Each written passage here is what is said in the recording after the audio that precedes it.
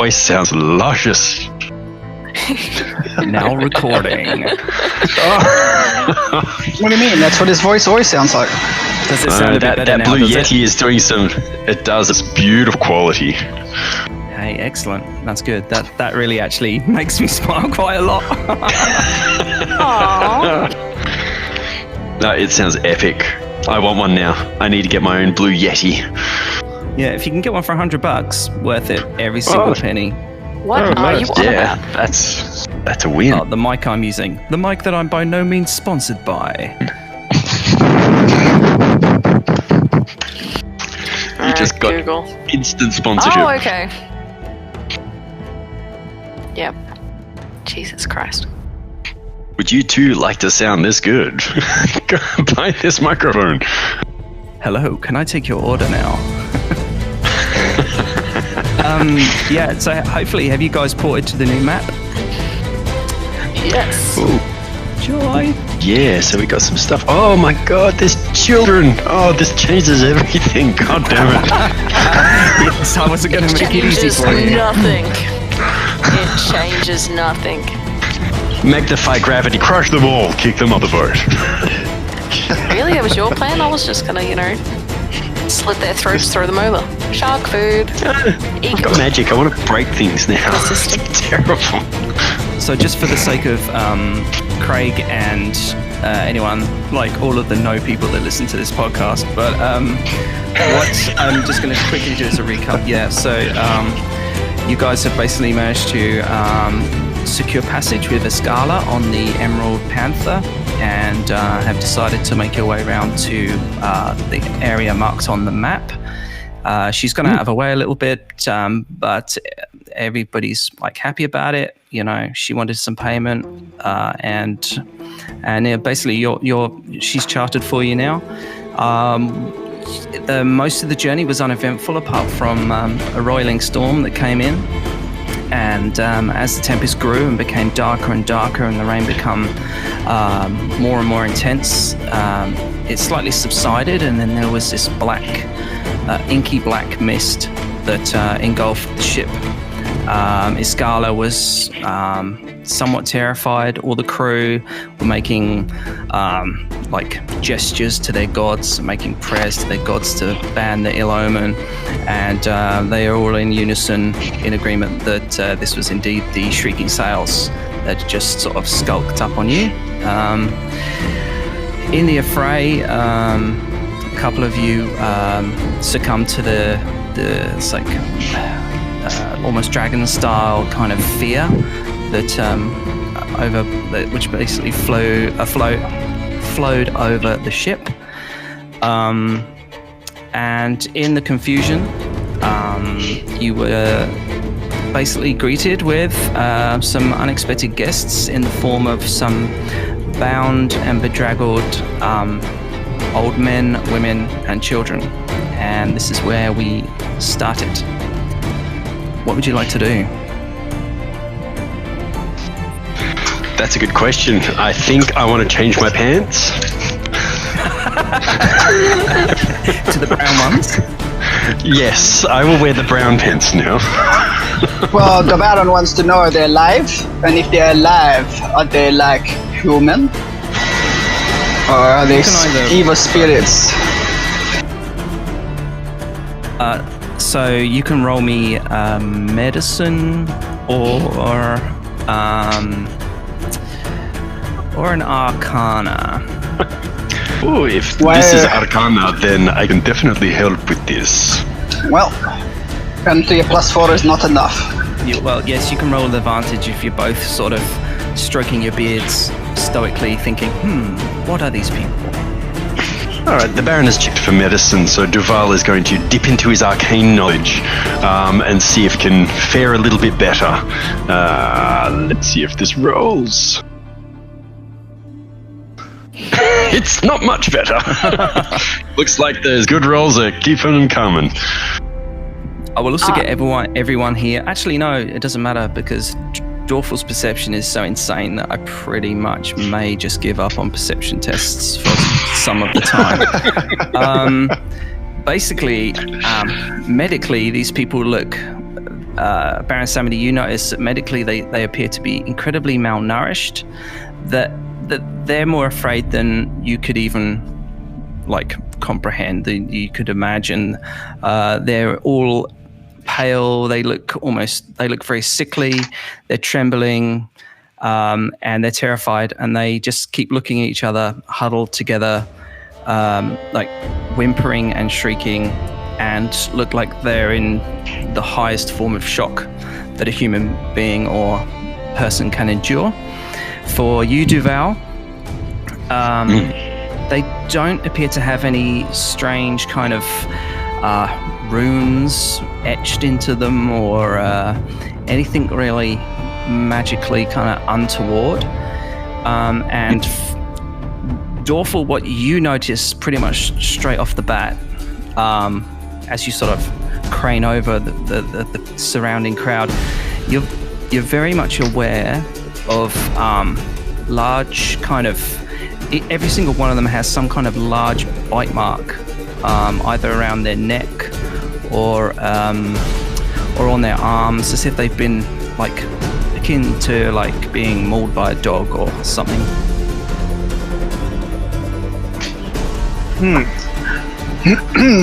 Shit. Wow. Well, now Duval's standing next to Finn, and he was probably muttering a couple of things and utterances about these people landing on the deck, and the shrieking sails pulling off straight away, and it seems very, very suspicious. So he's just going to ponder that a little bit further, or maybe kind of call a bit of a huddle and look, I don't know what to do with this. Why would they drop these people and then move away so fast? No, maybe they're cursed or plagued. But let's talk to one of them. You wish to talk to someone who's cursed or plagued? Can we not just throw them overboard? Let's call that Plan B. Plan B is close in effect. If things look like they're going south, I think then they go south into the water, and you we sure move. It shouldn't be Plan C? Well, put it this way: if you were in their shoes, would you want somebody throwing you overboard? Considering we were already thrown He's overboard. referring to slitting their throat before they jump. I would understand completely. Okay, like I said, Plan B.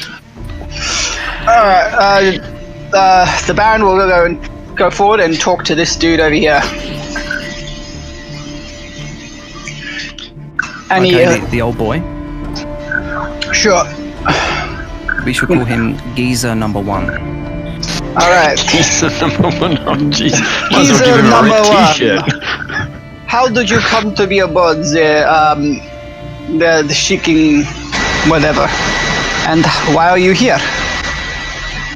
The shrieking sails? Yes, that one. He sort of shakily looks up at you. How are you talking to him? I'm using my lips and my tongue. You're not and trying in speaking to, in common. So you're not trying to I'd like to pacify persuade him. Oh, okay. Let's say persuade. So Yeah. not intimidate, but not Be nice to him. Let's see your persuasion.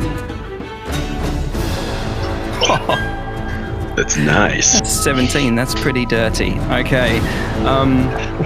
He seems to, his shoulders relax, and as he does so, fresh rivulets of blood kind of trickle from an open wound on his neck. He appears weak, perhaps from his age, but also from some blood loss. He says, in the night, he says, all my people here, he says, in the night they came, raided my coastal town. No one was spared. The whole village was captured. Only the weak and frail seemed to be kept alive. And now we are free, he says, and he sort of looks excited and kind of jumps up and down. He says, will they come back, sir? Will they hurt us? Not if we have something to say about it. Shit, I'm channeling Duval. I gotta change the accent.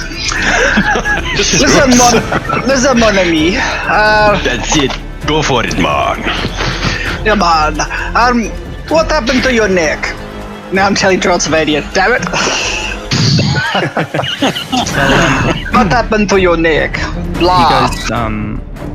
He kind of recoils back and like from a kneeling position he falls back onto his ass and sort of rolls pathetically onto one side as his hands are sort of bound, and he looks up at you as if you've literally just forecast his death. He starts to shudder and almost tries to vomit his like. Sorry, my dog's barking because the person that was supposed to be here at 6 o'clock is here at 7:30. So I might just have to leave 1 second. AFK 1 sec. Sorry. Oh, good. I can converse my craziness and willingness to follow Finn's plan roundabout now. Well, I mean, what? They turn into like werewolves, vampires, right? Maybe. Is it daytime or nighttime right now? I think it's still. Well, it's just come out the back end of a storm. I think we're still in the daytime.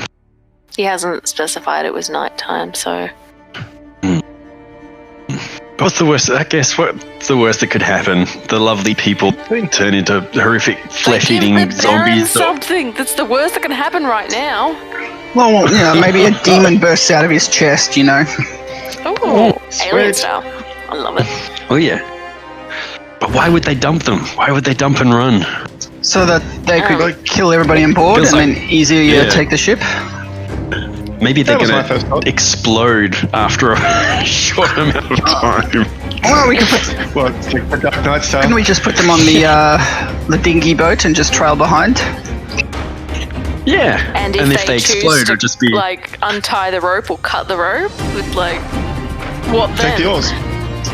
What do you mean if they take choose? the oars. It's a boat. Take the oars. That way they can't go They anywhere. could just be dangled. I'm saying we But if try. they explode, we can sit back and watch the meat fireworks. If anything kicks off while we're standing here, though, I'm looking at Thunderwave. Seems like a good way to knock them all 10 feet backwards. Mm-hmm. Who's got Thunderwave? I do I do. not. Oh, so literally, you can take 4, I'll take 4, and we'll knock them all off. It's a Nice. 15-foot cube, so I think I can take out 6 from where I am. Oh, fine. Some of them are going to pass. Oh wait, is this our good captain or is that Cool. another? I think that's a sailor of some sort. That's our Okay. captain up the other end. Okay, this one. Okay. Because I don't recognise We his don't want to face. accidentally blow the captain off the ship, or do we? Actually, I thought We can get it back. that. Okay, Or we back. take the ship. Oh, well, Nothing I untoward did, I think, happened. suggest It stayed that very above a while back, You did. but Plan people B. are against it. Well, technically that would be up to C, but that's definitely Plan C. Yes. All right. We What got do a- you? Right, so we've got an We attack got with an plan A C. heal by the sounds of it. A B was slit their throats, and C is rowboat. Yeah. Rowboat. AKA watching the meat fireworks. No, man. No. What are you worrying about? You're friends, Fuck, I can't do it. It's gone Scottish. Welsh Smoke there, a yeah. doogie, smoke a doogie. Do you mean... You say a doogie? Give it a stogie or a doogie? Howser indeed. I don't know. It's a bit of both. Or a Doogie Howser is the youngest medical doctor to be smoked. Doogie. Yeah, man. Come on. What's the problem? There we go. There, got him back. That's good. That's good. So what have you discussed in my absence? Just working out plans A, B, and C. We're trying to figure out what there actually are. Like, what's the bites are. Yeah. Can I- Still concerning. While he's Okay, well, chatting to the old bloke, can I move down to the other side and maybe like investigate the bite marks on one of them? yeah, by all means. Duval, you can actually roll, I would say Arcana with advantage because I think because you were one of the Ooh. very few that actually posted your Gotcha. character sheet, I'm able to understand your character a bit more. You've got some kind of background in this area, is that right? Didn't you get our Indeed. character sheet links? I got yours and I got Cam's. Oh. I'm Dot. sorry. Dot. I don't know what you mean by post team. I thought you could just see them from. Yeah, I thought you could see them off the campaign anyways. Oh, right. So you should be able to. Oh, good. I'll say yes then. Okay. To be honest, I've read through everyone's. I don't remember anything, but Yeah, these bites definitely appear to be deep. They appear to be, I'd say, fatal in at least 2 or 3 of them, in as much as they're going to bleed out unless they get medical attention. All right. What about spare the dying? Ooh. Nice. To stop any of them that are about to bleed out. I'll just spare the dying, all of them, regardless of whether or not they're dying. Well, that's great. That actually certainly seems to bring a lot of them back to some form of sort of consciousness again. Some of the wounds, aside from their bite marks, seem to sort of heal up, and they seem a little bit more sprightly. The 3 that were at death's door. Duval, given your training, it's not. Yeah, what can I tell about these bites? Yeah, given your training and your background, you've certainly heard very unnerving tales about bites like this. Maybe not so much at sea, maybe more in the more sort of forest lands of Faerun. But given their considerable length and their depth, you could put it down to a few things. Primarily, given your understanding of undead, this could be something along the lines of like a werewolf bite. So large, almost getting a bit witchy with the way he's kind of inspecting. He doesn't want to get too close. Well, as he does get kind of peer over the shoulder of Dorful, he seems to kind of reach out a hand to try and calm the young lady here while he's looking at the bite marks. But yeah, almost canine looking, but deep, very animalistic. But with that roll, I'm not sure if he would be picking up any sense of undead, but it's definitely causing him concern. He's just going to kind of whisper that through to the group. Try not to upset the already distraught guys on the back there. Don't even joke about were sharks. What you would gather from these wounds, especially, is that as they're fresh, it suggests that it was only done very recently. But with that 15 is just enough to sort of perhaps confirm that your suspicions that this is some form of werewolf bite. Okay, all right. I'll convey that to the rest of the group very quietly. As you go to touch and soothe perhaps some of these prisoners, you do notice that their skin is very sort of clammy and unnaturally cold. Ooh. Look up at the sky. What time is it? It's currently nighttime. You're traveling in the night, which is why there's a lot of fog of war as well. It would be, I would say, somewhere around just after midnight. There's nearly a full moon in the sky, which is shining down like dim light onto the deck, which kind of casts this really sort of sickly glow on most of the prisoners there. I'm gonna cast a light spell. Just around. Alright. Anybody feeling weird? Well, they all look absolutely terrified, so they all kind of nod, not really knowing what you're fully referring to, but they say, "We're just so glad to be on the deck, sir. It was really something horrific. It was a horrific ordeal. The stench, the smell, living in constant fear, in complete darkness. All I can really remember is just pain, terror, and just a growing hunger." a hunger for, let's say, like steak. You have steak? I don't know. Look around. Do we have steak? Duval's No, just you have shaking his rations. head, starts muttering, "I don't like this.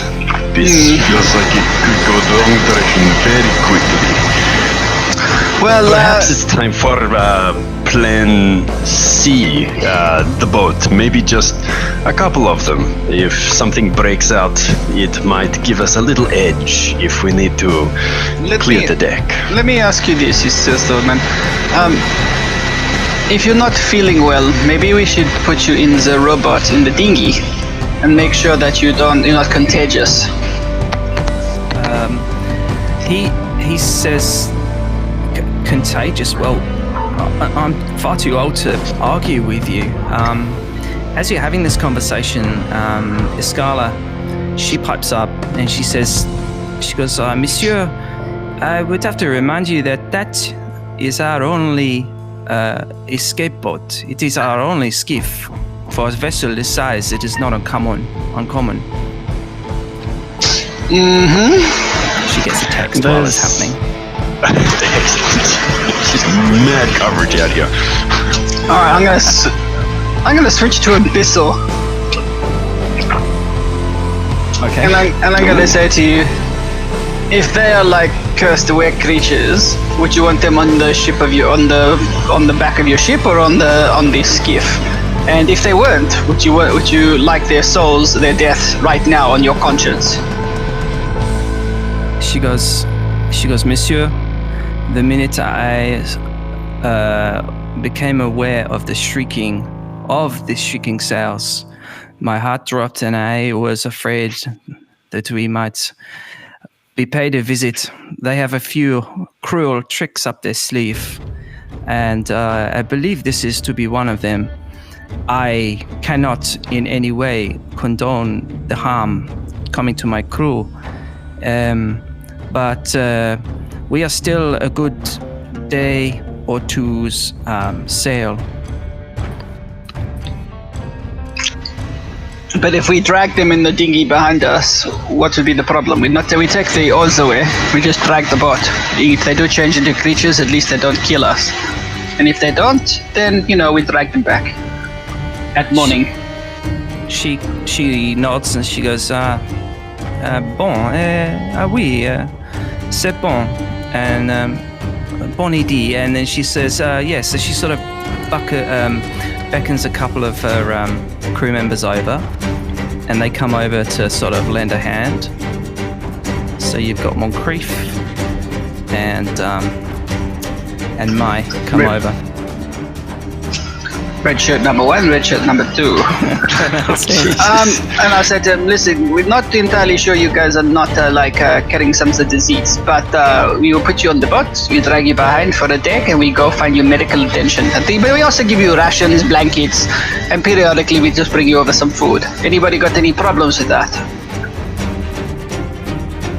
They seem to be quite resolute to the idea. They're despite their ordeal, they all sort of look to each other and say, as long as we're together, I believe that we have a better chance.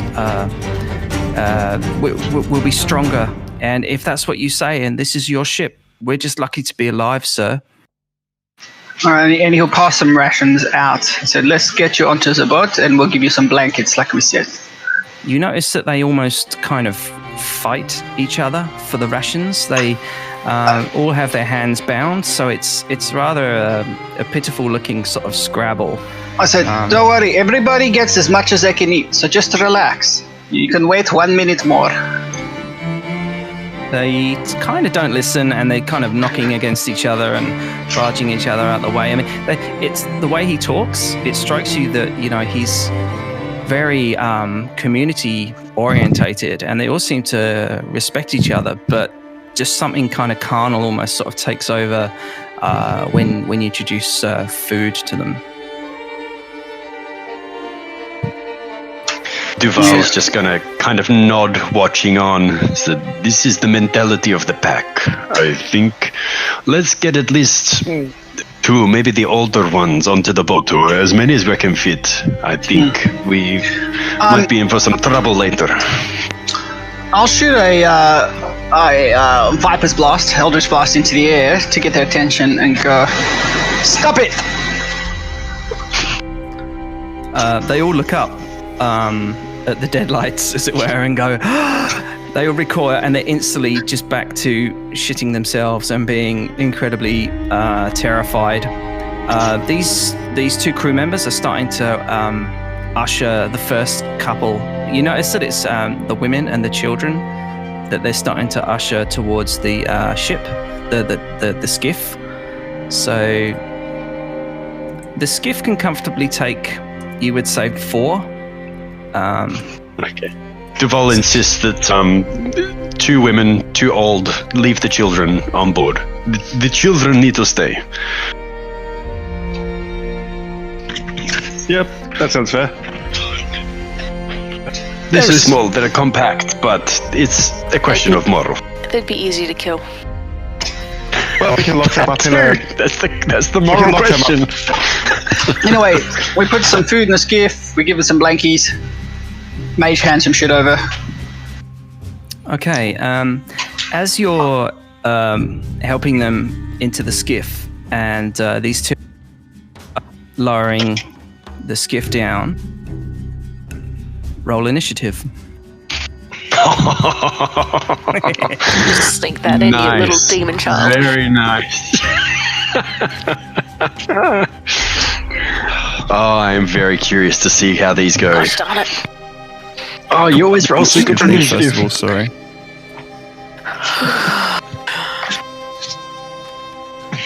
I'll just clear it. No, it's correct. It's fine. Unless you got, you got more. Unless you got more in yours than us. I've got you at being 4.1 at the moment. What? No, we got a totally different one. I got 11.1. Finn's got 19. We got a 9, a 12. They're all right. Oh yeah. Okay, Okay, it's not go for bad. it. I'll take that. Alright, Finn, plenty? Plenty. Plan C. Overboard.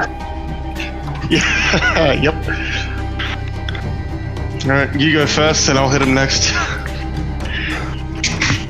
Maybe I'd like it's to know initiative for we just. got into initiative. I'm waiting for the lovely DM to tell us why. Maybe it's initiative because they all want to hug you. That's it. It's cuddle initiative. Group hug initiative. Yes, it's a group initiative. Hold up, Lucho. I'm just trying to get rid of some of the. I think all your tokens are here from the initiative round last time, so I'm just trying to work out who is who and tied it up. But what we'll do is, as you're helping these prisoners into the skiff, a couple of the women behind you cough, and then the one in the far corner. Hello? Simon, we lost you. We might have lost you. Is your Can you mic hear me? still there? Oh, Yes. you're back. Okay, yes, you cool, said cool. something about the woman in the back corner, and that's done. Yep. So the woman in the back corner begins to scream. As you turn around, she's not looking at her companions. She's actually looking out in this direction. And Oh shit. Gotta make the map bigger.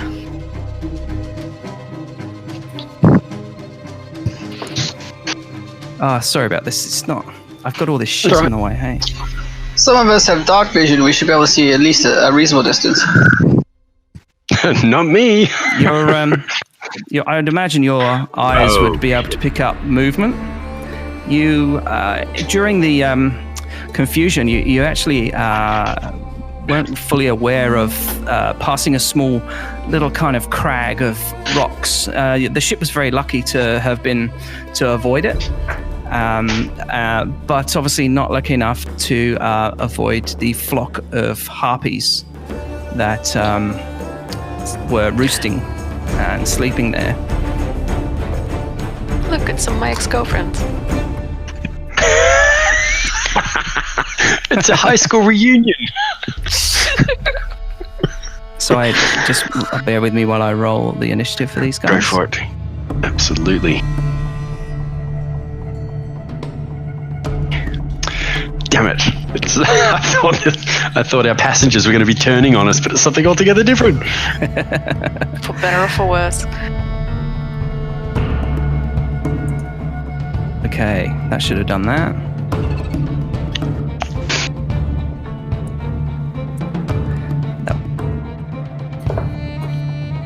And There we go.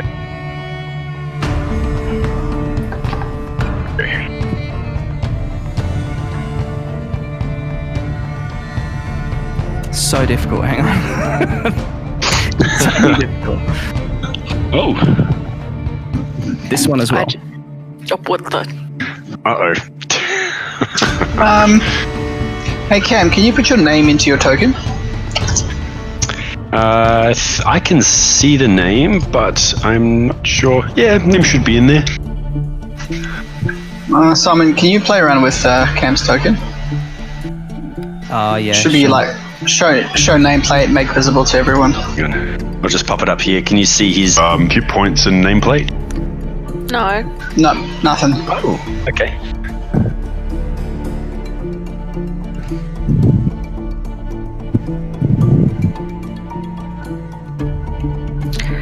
Very appropriately, I've opened a bottle of wine called 19 Crimes. Okay. That's not bad. That How many is it? One, two, It is three, actually. 4, 5, 6. Not quite 19. Oh, we can see it now. You can see it. Cool. All right. I could see it before. I just didn't know if you guys could see it.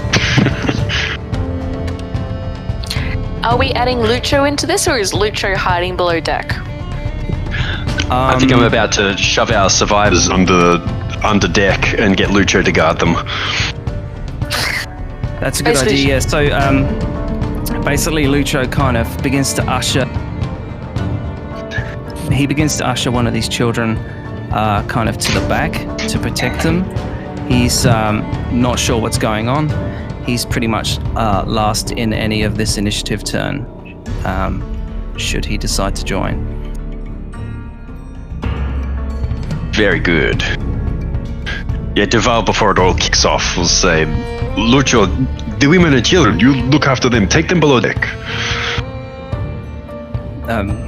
Lucho kind of nods and he goes, "Oh, see," and he kind of flip-flop, flaps along, hops a bit, and starts Isn't, trying to... For this session, he needs to have a full Mexican accent.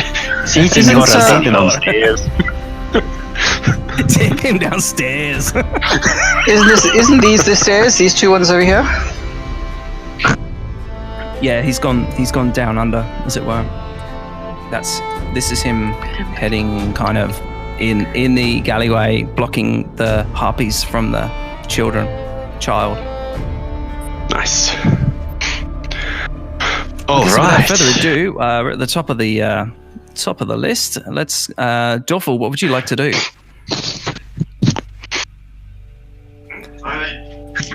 I shouldn't be at the top of the list. Yeah, What it's list Finn. are you looking at? Scroll up, Simon. It's Finn.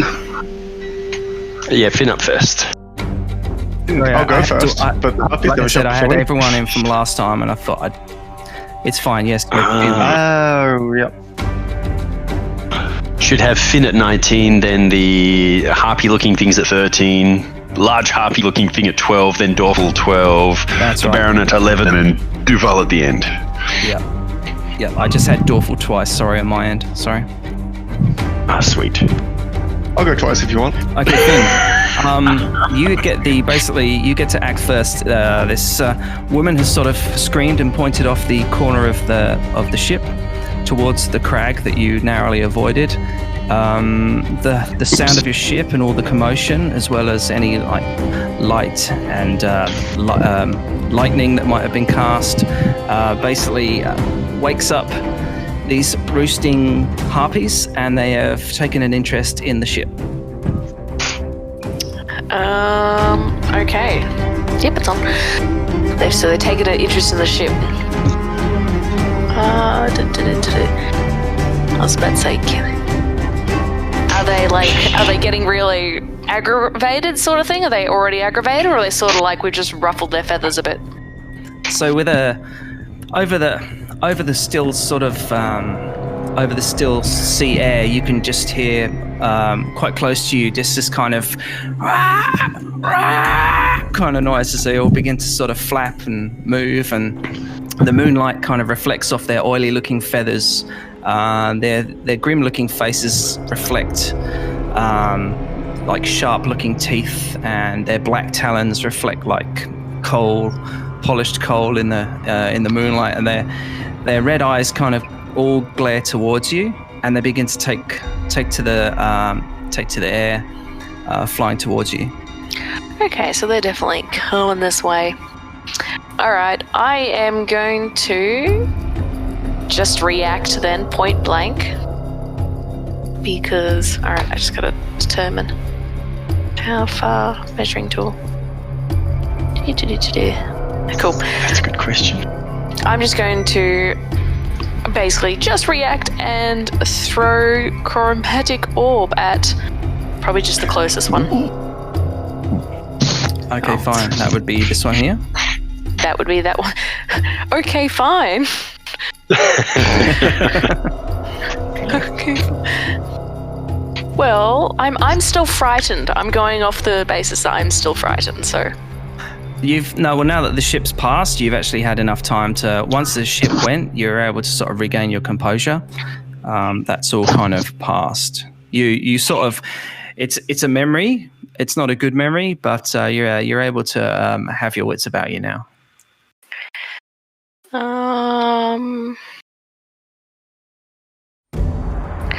Technically, are they classified as animals? No. They're not animals. God, darn it. Alright. Okay, I'm gonna go back to my original plan, and I'm gonna throw chromatic orb still at that one. Yes. Oh, wow. It came up with a little thing. Ooh. It goes, choose damage type. Hey, awesome. nice. So that's Does AC a 12 hit. Yes. on this one here. Yes, on that one there. That is a hit. Nice. Do they have to make any kind of dex saves or anything? No, that's just a hit, isn't it? Okay, it's 16 lightning.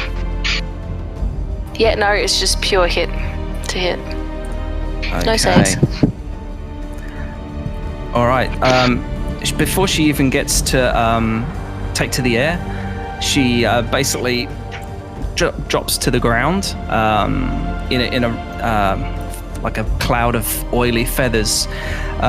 This just serves to anger all the rest of the harpies as they now shriek, and sometimes they cry out in common, trying to almost like allure you. The slightly larger one at the back here, she definitely looks your way and starts making a bit of a beeline towards you.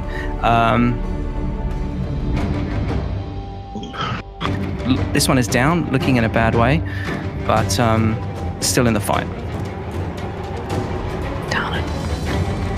Nice. Crispied with electricity. I think that is it for my actions.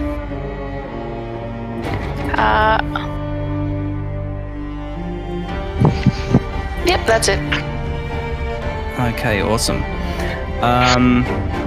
Right, next. It's the Harpy troop. They begin to take to the wing, having seen their sister been incapacitated momentarily by a big flash of aggravating lightning. They all hurriedly kind of take to the wind and come flying towards you, hovering above the prisoners here.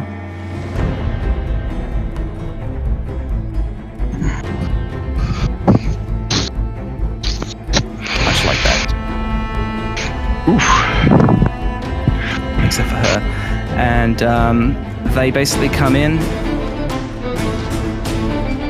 They come in, and this one descends on the child. This one descends on the woman that screamed. these three up here descend on Baron Samadi, and the other three begin to swoop round and head towards Dorfall, Duval, and yourself, Finn.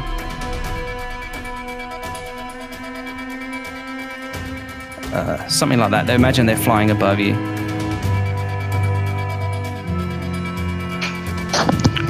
Okay, that moves us to the matriarch's turn. She cries out this hideous, like blood-curdling roar that's both shrill and kind of warbling, almost demonic. She makes a beeline straight for you, Finn, and I'm just going to check how far she can go.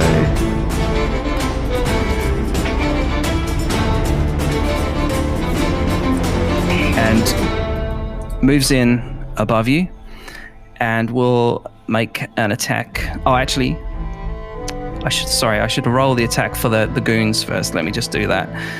So on the child,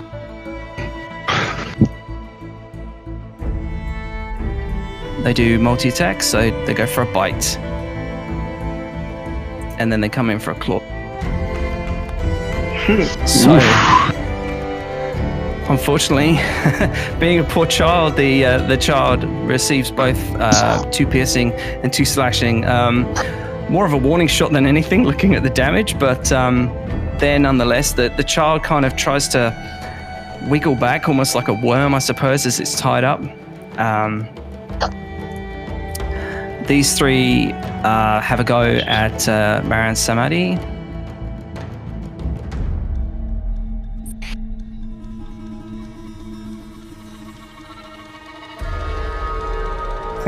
It's a lot of dice. So I only see 2 sets. Oh, no, I don't see the 15. What? So they roll, the 3 rolls a 14, a 10, or a 15 to hit with their bites. Alright. 14. Sorry, say those numbers again. 14, AC 14, AC 10, or an AC 15. No, misses all but. Will miss. Okay, so with their claws, they come in with an 18.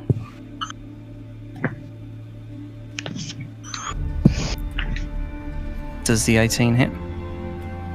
Yep, sorry. Was it a 3rd attack or 4th attack? Yeah, there's another one coming. And then they do a 9. So far, only the 18 hits. So basically take 5 slashing damage. It's just a lot of dice, because they do a lot of attacks. I'm gonna shield maybe. Bear with me. Yeah, I'm gonna shield. There's no way I'm taking damage from these sticks.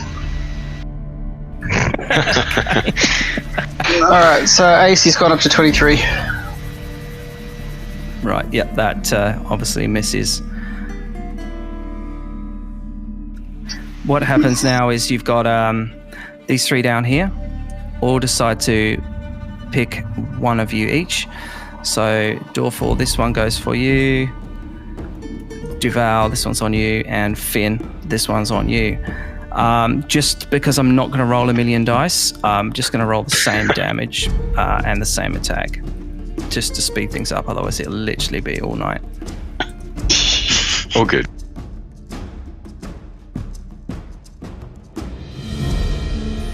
Combined,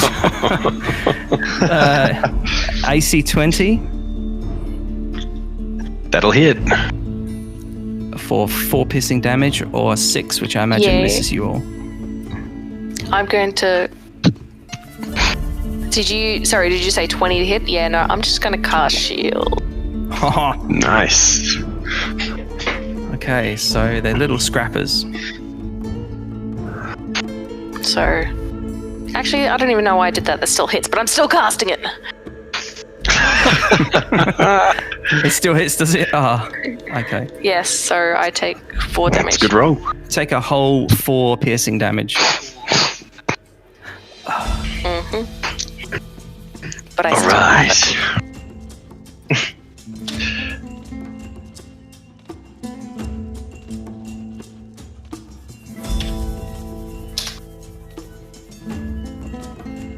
Sorry about that. The dog was scratching the door. Couldn't have that. Okay, so that moves us, if everyone's finished, that moves us to the matriarch. Now, she's a bit of a bad bitch. She comes at you with her luring song.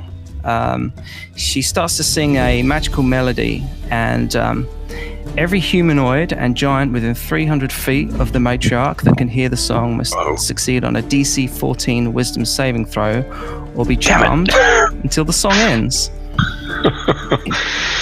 Of all the saves. All right, let's see how this goes. Wisdom save. Oh dear. Shit. Oh, sneaks in.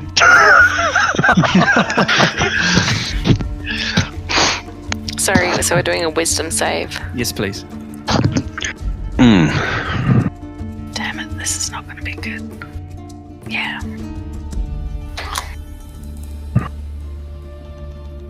I don't know. Oh dear. I was about to say, and shield doesn't help that, does it? No. It Sadly does not.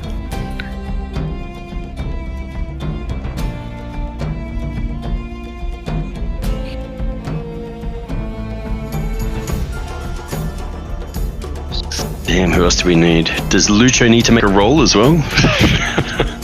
Well, Lucho's not really in. We'll do Lucho.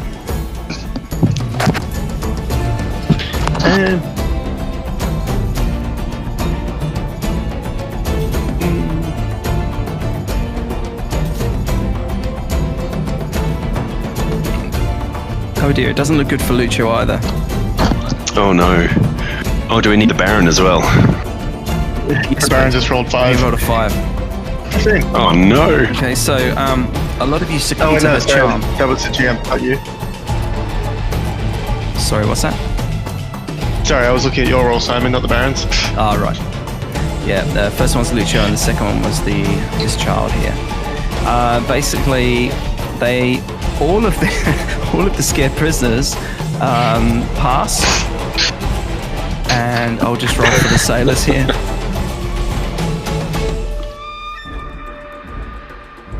They fail.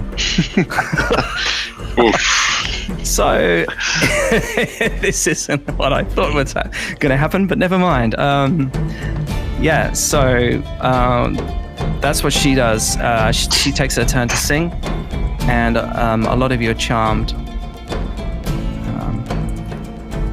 Escala, on the other hand, passes, and she draws her sword and shouts defiantly, pointing it at the matriarch. It's now Dorful's turn.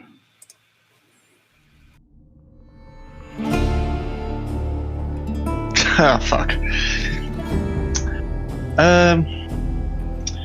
Well, I'm gonna move towards the matriarch, but I've got Finn and Duval in my way. You can move through, I guess. So the thing is, you might not be able to attack her because if you are charmed, you won't be able to take any aggressive action towards the thing that charmed you. Nope. But part of the charm is I have to move. If you're more than 5 feet away, you have to move towards it. Oh. So, I guess if I move over here, am I going to provoke opportunity attacks from those two harpies? Well, no, actually, because they're actually focused on someone else. So no, you're all right. Damn, because that would have let me roll for a save. Alright, well, I can roll again at the end of my turn to try and save again, and I fail, so that's the end of my turn. Okay, Baron Samedi. Okay, I wasn't resting my eyes. I really have mass attack.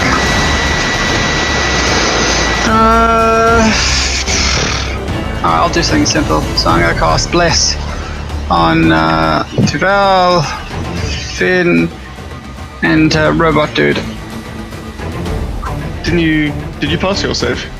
I got no idea. I didn't even remember clicking it. Oh, so what happens if I failed my save? Looks like I got a 6. Charmed. Just read the text bar. You're charmed. Yeah, that thing. Where's the text bar?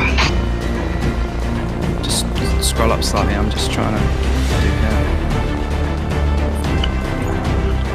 Charmed by the large harpy that is hovering over Finn.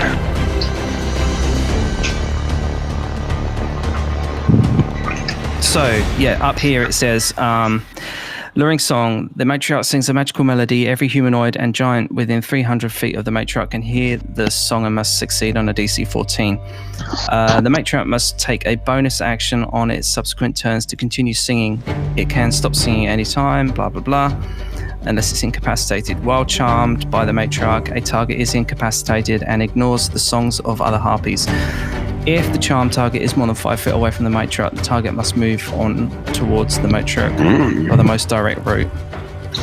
So I'm moving towards the matriarch, basically, is what you're saying. Yep, I could have just said that. Right. Does anything attack me as I walk out of its threat squares? You're moving.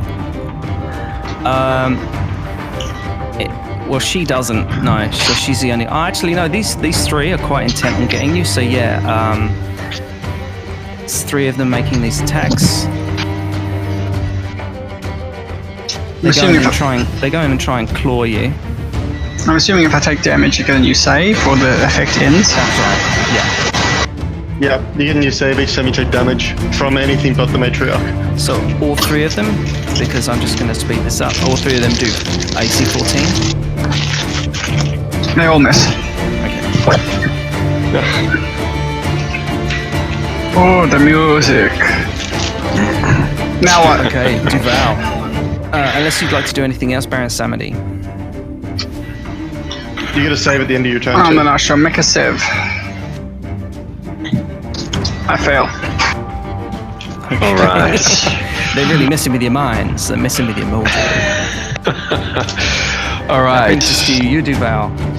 Duval is definitely a little perplexed at the situation, but knows that it's time to go to work. It's time to hunt.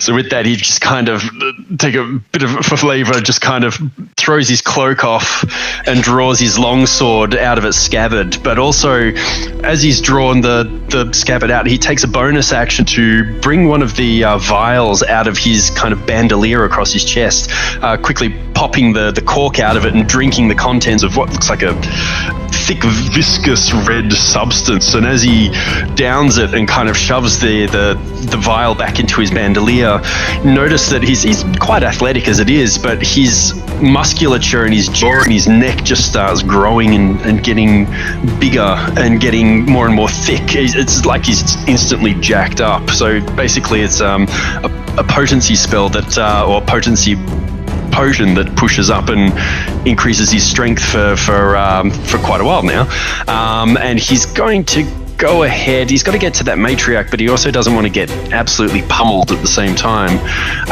So he's going to take a swing at this banshee here, but he's also going to.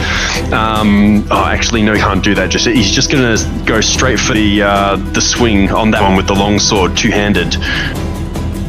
Okay, just ping them for me. Absolutely. This one here. Okay, make an attack. And he's blessed as well, so we'll just roll 1d4 to add onto that, which is 2. So it gives him 12 to potentially hit for 14 slashing damage if it hits. That is definitely a hit. This is This is not one of the weakened ones. Obviously, the weaker one that took the first amount of damage had to go at the kid because she doesn't want to mess, basically. That is... What did you do? 7 points of slashing damage? 14, because he's swinging two-handed. Oh, yeah. She basically yelps in a half-human, half-sort of avian-sounding shriek. You basically knock her to the floor, and she's prone. Looking in a very, very bad way. Not dead, but not looking in a happy place. Awesome. That's pretty much me. Okay, fantastic. That brings us to Finn. So I'm charmed. I haven't been attacked, so I can't make a save. Can I actually do anything while charmed? You move towards the matriarch and then make a wisdom saving throw. So I basically can make a wisdom saving throw because I'm within 5 feet. Yeah, that's it. Make a wisdom save. I am it's, on it's my every knees round, I think. worshipping.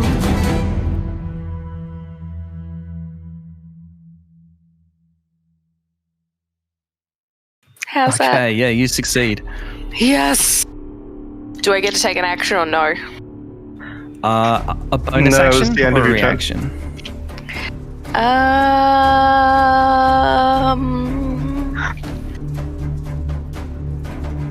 No. Okay. So no, she's out of range. So no, I can't do anything. Okay, Okay. no worries. This moves us to Captain Escala.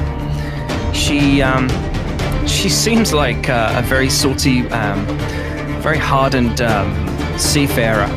She cries out a war cry, which seems to kind of almost rally her soldiers, her sailors, and they almost seem to sort of snap out of whatever sort of charm that they're in momentarily. This one does, but this one doesn't. And if all of you could just make another one of those rolls for me, all at the same time. She kind of just says, "Come on, lads!" And it sort of fills you with this sort of sense of That's the confidence. save.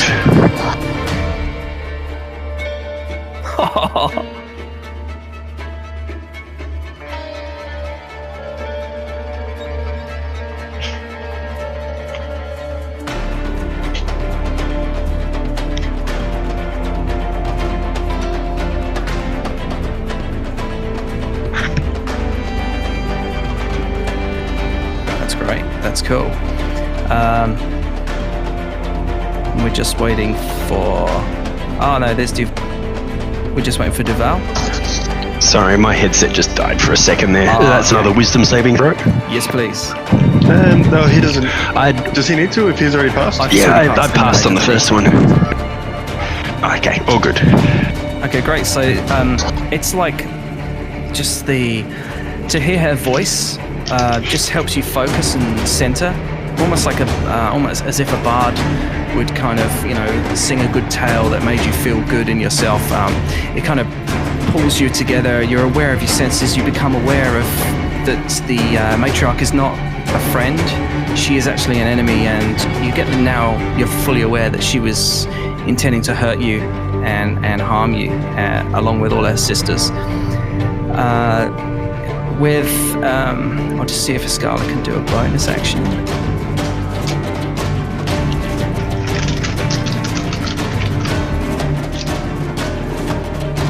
She can. So, in a language that you perhaps don't understand, she starts to sort of. It's very kind of guttural. It sort of suggests like the planes of water and air, and you get like a sense of like the sea breeze intensifies in your nose as she begins to kind of chant, as it were, and she begins to cast this. Oh, hell yes. Yeah. Nice. Is she speaking Vidalcan? She's if anyone can speak primordial. Actually, Finn, you can. I can. She's chanting in Another primordial. It's like a homage almost to her enjoyment of the sea and the water and being on the open waves, and it seems to pull this creature or at least these tentacles into existence. They begin to sort of burst out of an ethereal cloud that wasn't there a moment ago above the matriarch, and she basically takes, let's see, I'm just seeing what the AC is. They Oh no! unfortunately don't seem to do all that much damage to her. They do basically get a free hit this time around, and she takes a bit of a walloping from these tentacles, but you think that Escala could have done better. Damn, she's playing with primordial energies. Already got the seal of approval from Duval. I'm just in awe now. Playing with the primordial energies, always good. Okay, that moves us to the Harpy Sisters. Sounds like a 60s band, but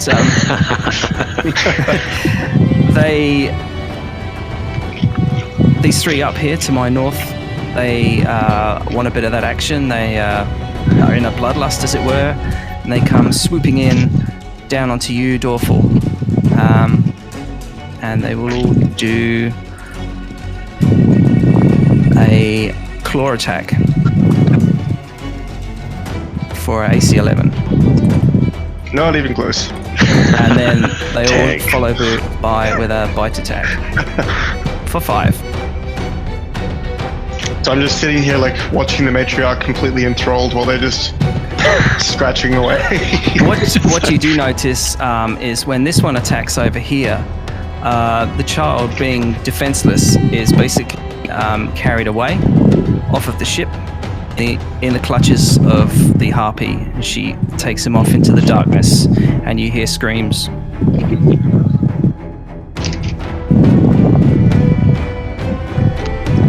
Like that, which thins the numbers. The other one here basically claws the screaming female up quite badly. She looks in a bad way, but she's still standing. She's just bleeding and terrified. And these two over here by Duval, they make an attack on you Okay, with their let's see what they got. bites, and then with their claws. Ah, damn it. 15 or 13. 15 will hit, so that's 2 lots of 3. Yeah, 2 lots of 3. That's 6 points of piercing damage. Alright, they definitely find purchase and chunk into his now embuffed form. And this last one moves in to attack Escala.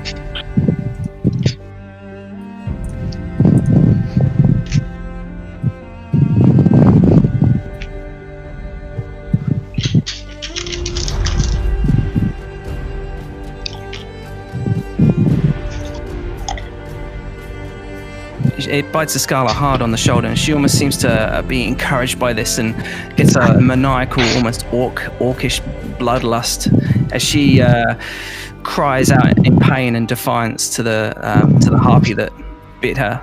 She readies her sword and points like a true leader and cries out defiantly. Dorful, it's your turn. All right. Nope. That's fake. Yeah, that's a fail, I'm afraid. Being as close as you can be, and failing your wisdom, you're just, I would say, enthralled by the song of the harpy matriarch.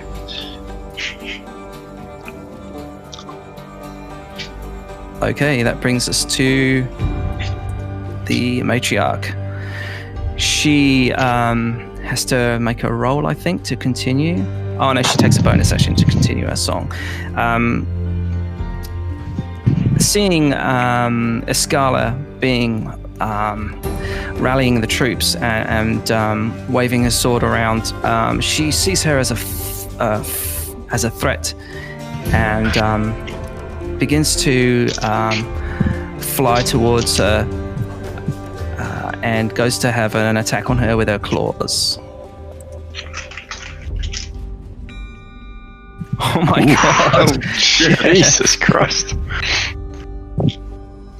Without a doubt, that definitely hits. And Escala almost gets knocked off of her feet as she has to regain. Luckily, with her seafaring legs, she's able to maintain her balance and almost momentarily, a flash of white kind of fear fills her eyes and her face as she wasn't expecting to be attacked, and she suddenly shrugs it off and also becomes more determined. And so, trying to maintain face, she looks around to her friends and she says, "Come on, my hearties, we've got this," in a French accent. And now it's Baron Samedi. Okay, so I'm awake. Yep. Things done. Barely awake. I'll hit the chick since I'm ready here. Oh yeah, because you passed your thing. Okay, yeah, go for it. Fuck off. All right, nothing. That's it. I'm done. Okay. Duval. All right. Make Tricky that- Sorry, I was going to say make that roll, but you've actually passed, so sorry. Okay, so still being wedged in between two of these harpies here. He's torn between eyeing the matriarch as being a massive strategic target, but also seeing the child pulled away kind of tugs at his heartstrings a fair amount. So he's kind of torn, but he's got to deal with what's in front of him right now. So with his longsword, he starts uttering some arcane words and making a somatic gesture, and the blade ignites in a green flame. He's going to go ahead and strike again at this harpy here, and I believe that the matron might be in range. If this hits, there might be a bit of a knock-on effect. So let's see how this plays out. He gives a little flourish with this green flaming blade, and he's going to whip out at this harpy again that he went for last time. Oh, that definitely hits. Two-handed. All right. So as he kind of swings up, doing 12 points of slashing damage with this flaming blade, just kind of dispersing its energy into the harpy, and then it kind of leaps off the harpy and over onto the matriarch, doing another 2 points of fire damage. So nothing too crazy at this level, but hey, every little bit helps, right? Okay, so again, I don't think this one's already taken a hit. It was the other one that had taken some damage from you, as far as I recall. She again. Oh no, she was not prone. This one was not prone. So she. Was it that one or whichever one? Sorry, yeah, it was this one down here that was not prone, and then this one is now not prone and looking in a very bad way. The matriarch seems to almost shrug off the 2 points of damage. Understandable. That's me for now. Okay, fantastic. That brings us to Finn. Finn, what would you like to do? Okay, I have a question. If I cast a spell that originates from myself, if it goes upwards to hit the harpies, is it gonna hit someone on the ground with me? More often than I'm not. questioning line of sight. You will definitely have line of sight because they're just so close to you. They are above you, so you could technically cause the spell's area effect to go off behind them and encompass them, as it were. So with a carefully placed spell, you could do that. It originates from me. I'm more questioning if it would go upwards and skip Dorfel or Duval. Sort of thing. As they are above you, yes, I would say that it would, yes. Okay, then I'm going to cast Thunderwave in this direction, which goes from 15 feet outwards, which would encompass all these if it hits. Okay, make the roll. So that's including the matriarch? That does, yes. Okay, nice one. Go for it. If. So it's a Constitution save. There we go. Oh, okay, I'll roll for those assistants.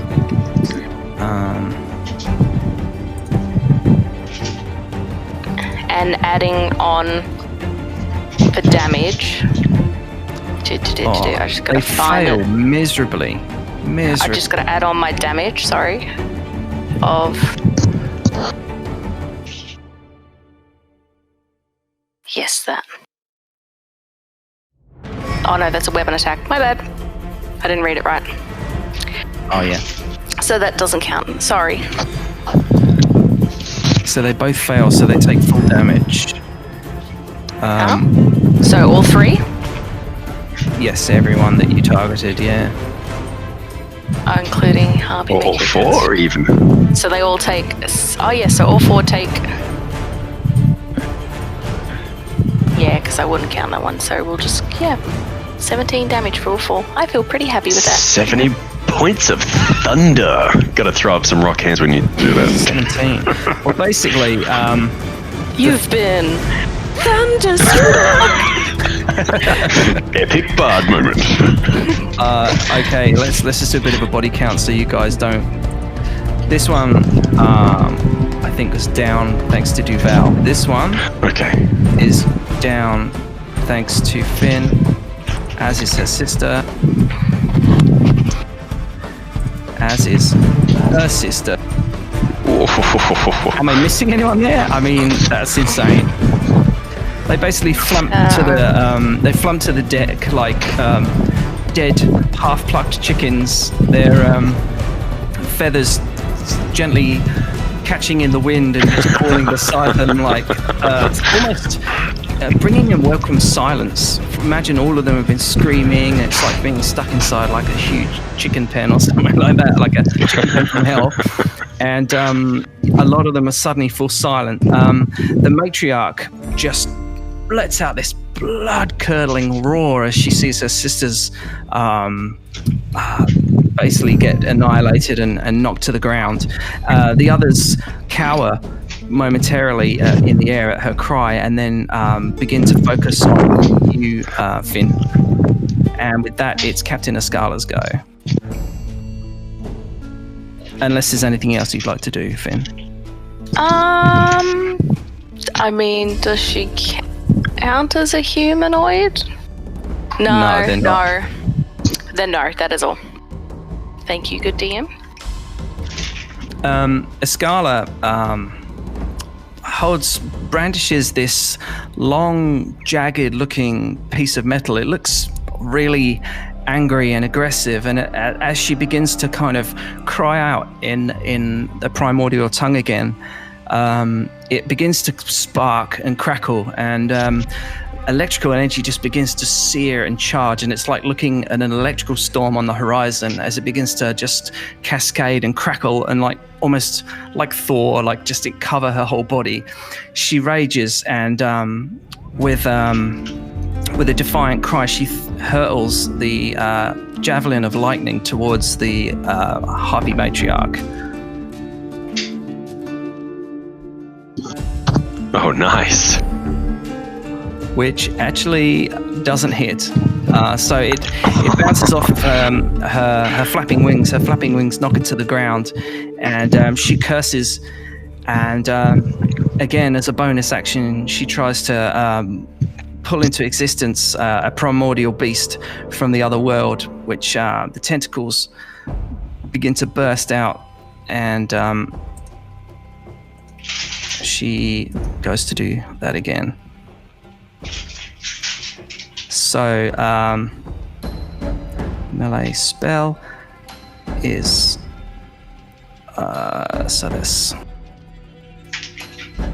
so she does a d20 plus 3. Unfortunately, she misses again. The tentacles miss, and sadly, the matriarch cries out in anger, splitting her dispassion between Escala and Finn. This brings us to the Harpy sisters. They flock to the call of their matriarch and begin to encircle Duval. This one, seeing easy pickings in this woman over here, makes an attack and sees if she can grab her.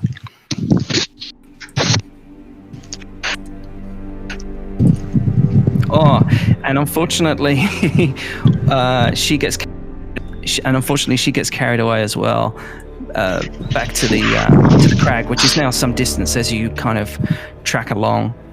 This prisoner now hides into the corner, getting out of the way of the affray.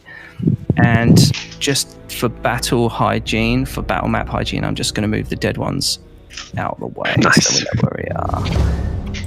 Goodbye, dead chickens. So the final two remaining ones,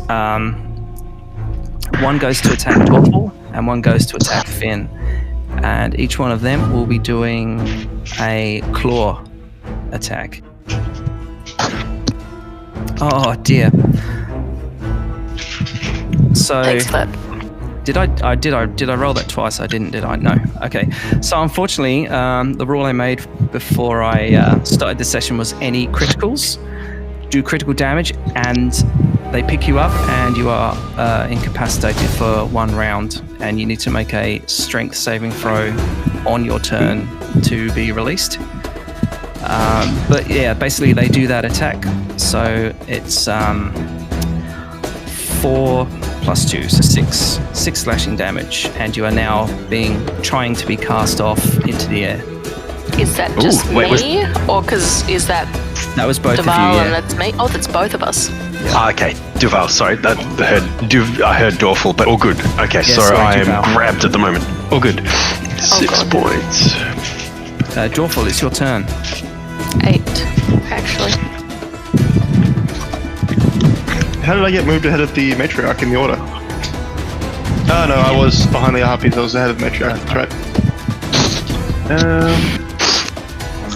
No, I wasn't, because I never got to do anything. I just got charmed immediately. Oh, yeah. Damn it. I don't know. Do you want to continue with the order that's in there, or back to the normal one? Yeah, we'll just go with you. That's fine, and then we can just take the matriarch next. It's fine. I'm not doing anything anyway. Okay, so Dorful is just kind of standing there, twiddling his fingers to the music, going, "This is really lovely. She's got a fantastic voice. You're quite captivated by her promises of lustful, war-forged intimacies as they seduce your mind." This brings us. I don't know about you guys, but I'm having a great time.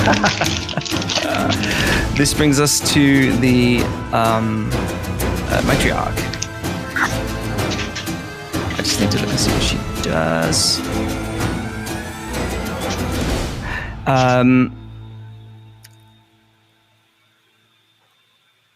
I'm just.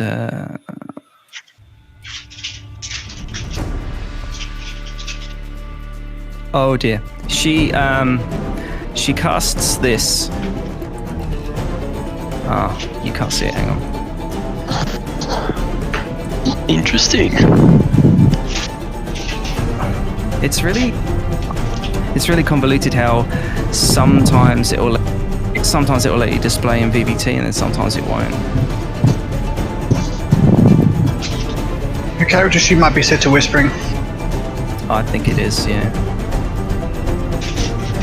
So, All right. basically, any creatures within 30 feet, so that's pretty much most of you, perhaps save for Lucha. Oh no, Lucha's in as well. I need everyone to make me a DC 14 Wisdom saving throw, please. Does that mean Alright. does she mean she stops the song then? That's right, yeah. All right, let's see what happens. I may be paralyzed whilst airborne with a harpy. I'm going to use Favored of the Gods to up my D4 holster. Fuck off! 2 1s! Oh no. Are you kidding me? Oh no. Language. Oh no. No, I roll that again. I just can't allow that. I can't allow that. That's not on. Double snake eyes. It's the way it happens. Don't worry about it. It's just the. I feel that Roll20 is screwing with me. Yeah, physical dice are definitely the way to go. Like, you get a bond with them. There's a contract drawn up the minute you buy them. Or they get put into dice jail when they act up too much. Dice therapy. Dice therapy. I literally You gotta needed think about what you're Program rolling. them to be good. I needed a 1 and a 2. That would have been done fine. Lucho, luckily, is able to succeed and sort of shakes his head and goes, "What is this craziness?" And kind of like comes like flopping into the battle. This kid here is just in a world of pain. They're all under the matriarch's spell, except for Escala. How did everybody else roll? Sorry. Oh, terrible. I literally Failed. dropped my longsword and it's clattered onto the deck while I'm being hoisted airborne. Finn, did you make me a roll? Roll for Wisdom save DC 14. for what? This For the is matriarch? For her singing a new song that she's doing at her latest release. Oh, I thought the whole thing was once we were all good, It's a different song. or is it's a completely different song? It's a different Different song. She's Oh my god. she's moved on to the next set. She's only allowed one song on her repertoire. But okay, yes, I will make one. It's track B. Don't you have some sort of counter song ability? What the hell is track B and no? I'm assuming that's some B-side. reference to some. I'm sorry. Don't The understand. B-side. Look, The I forgot- I B-side of the forgot- record. I forgot you're Ancient technology. that you're 12 years old, so that's, it's fine. Aww. But yeah, no, I failed that shit. So, just as a descriptor, you are, let's see, affected. Wisdom save. You must drop whatever you're holding and become paralyzed until the end of the next turn. Understood. So, Baron Samadi, you are currently paralyzed. Yep. I can't drop my... I am paralyzed, but I'm also I've dropped my longsword, so I'm now unarmed, and I'm also midair with this harpy as well. Oh, shit. Okay, now Well, Finn. maybe we get to go to bed early tonight then. Yeah, to write up new characters. Lucha I mean, comes no, up and be like, come on. what happened?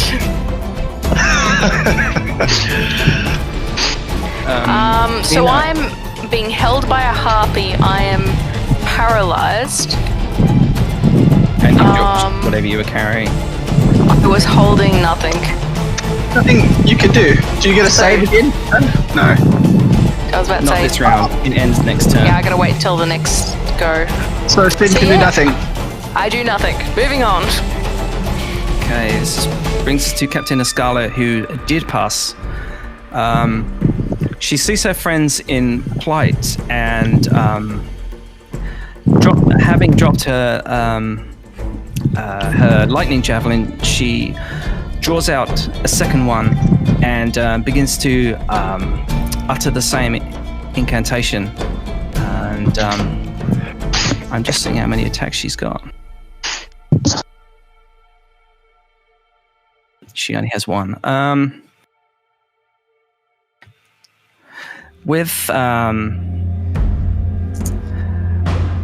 As a second level spell, she casts Suggestion on one of the flying harpies that they want to let you go. It's let's just see what they do. Make a whiz save.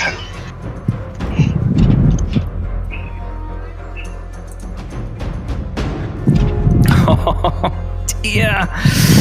So they seem resolute and quite obviously maybe driven by hunger. The matriarch having made their life a little bit easier, the harpies failed to listen to Captain Escala.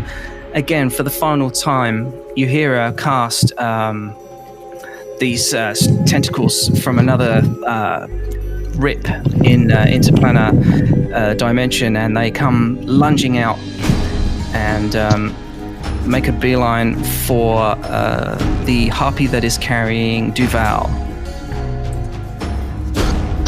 All right. This could be interesting. Just gotta find it again.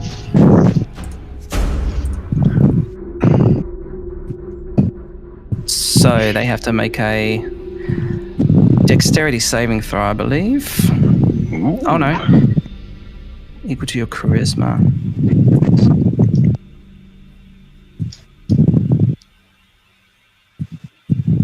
Yes, sorry, my bad. Yes, they have to make a dexterity save. Oh, for a 12. So, with some luck, the tentacles hammer home into the one that was carrying Duval. The target takes 1d8 damage.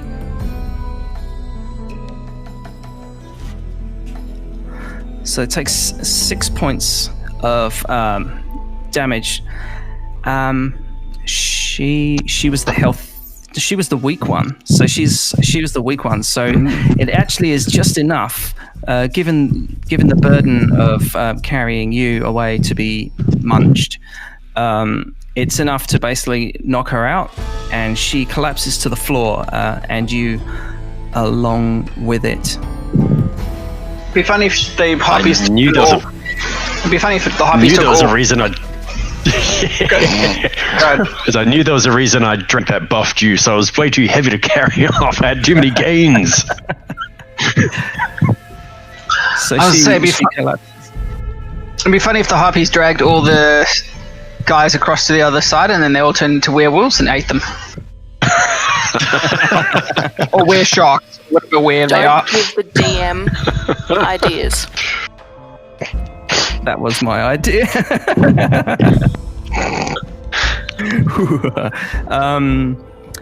Yeah, so unfortunately, Duval, you basically fall to the ground. You're not that high up, so luckily for you, it's only going to be 1d4 of damage. Take 2 points of bludgeoning damage as you slam into the deck. Perhaps I'll even get you to roll a dexterity save if you like, to see if you can land. Oh no, because you're still paralyzed, my bad. So I am. That's a good point. Maybe it unparalyzes me in the face. Yeah, you drop like a token. Yeah, so unfortunately, you being paralyzed, you just drop to the ground and take 2 damage. Okay, that moves us on to the sisters, the Harpy sisters. Seeing that their numbers are depleting, the Harpy basically does a double take. She looks at her matriarch, and then she looks at her quarry, and then she looks at her matriarch, and she decides to stick with her matriarch and swoops in on Escala, going in for an attack with her. Ooh. Does that mean she's dropped Finn as well? Oh, yeah, sorry, my bad. No, I forgot that. Yeah, she's got hold of Finn. Yes, so she does. she's just going to try and kind of carry Finn. Now, obviously, it's classed as difficult terrain, so she can probably only really get to the edge. I'm just going to move you. She can only just move to the edge of the boat. And that's about where she can take you. She can't bite you or attack you because she's obviously encumbered and she's concentrating on flying. That brings us to Dorful. What would you like to do? Look around confused, like, why are there bodies everywhere? Like, what did I miss? Looks like a party. I think you might still be charmed if. Oh, is that still going on? Because it's to the end of her turn, so you're basically. I'm still paralyzed even. Yep, still paralyzed. In that case, I don't do shit. Okay, sorry. That brings us to the matriarch. She kind of.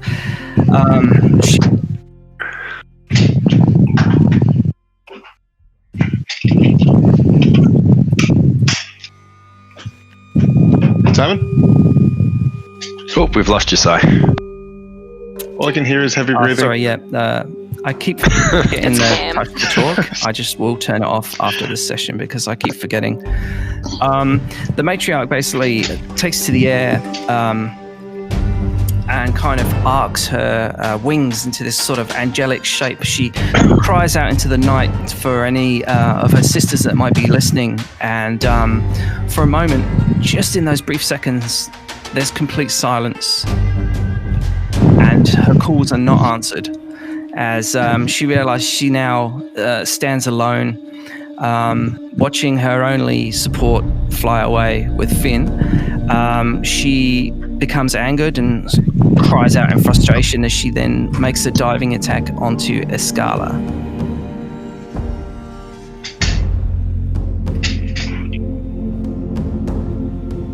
Here we are.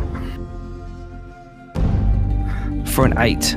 So as she lunges in after her little chicken performance, she misses Escala, and Escala is too quick. She just kind of pirouettes out the way and bats the harpy matriarch as she goes by, not doing any damage, but almost like to provoke her. It was almost as if to goad her.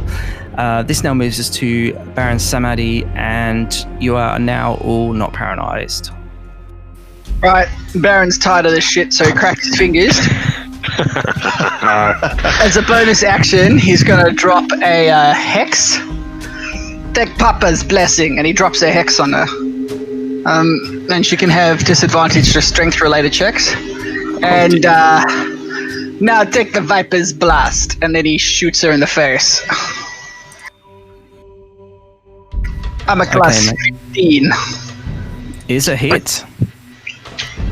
Well, she can take 7 points of force damage and 6 points of necrotic damage. Take that, you bitch. Wow.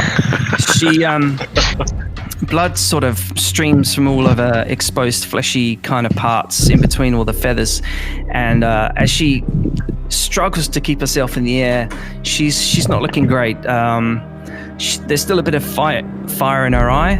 And she kind of glances around and it's like a hiss, but also like a cackle, like a really terrifying kind of cackle as she turns her attentions to you, Samadi.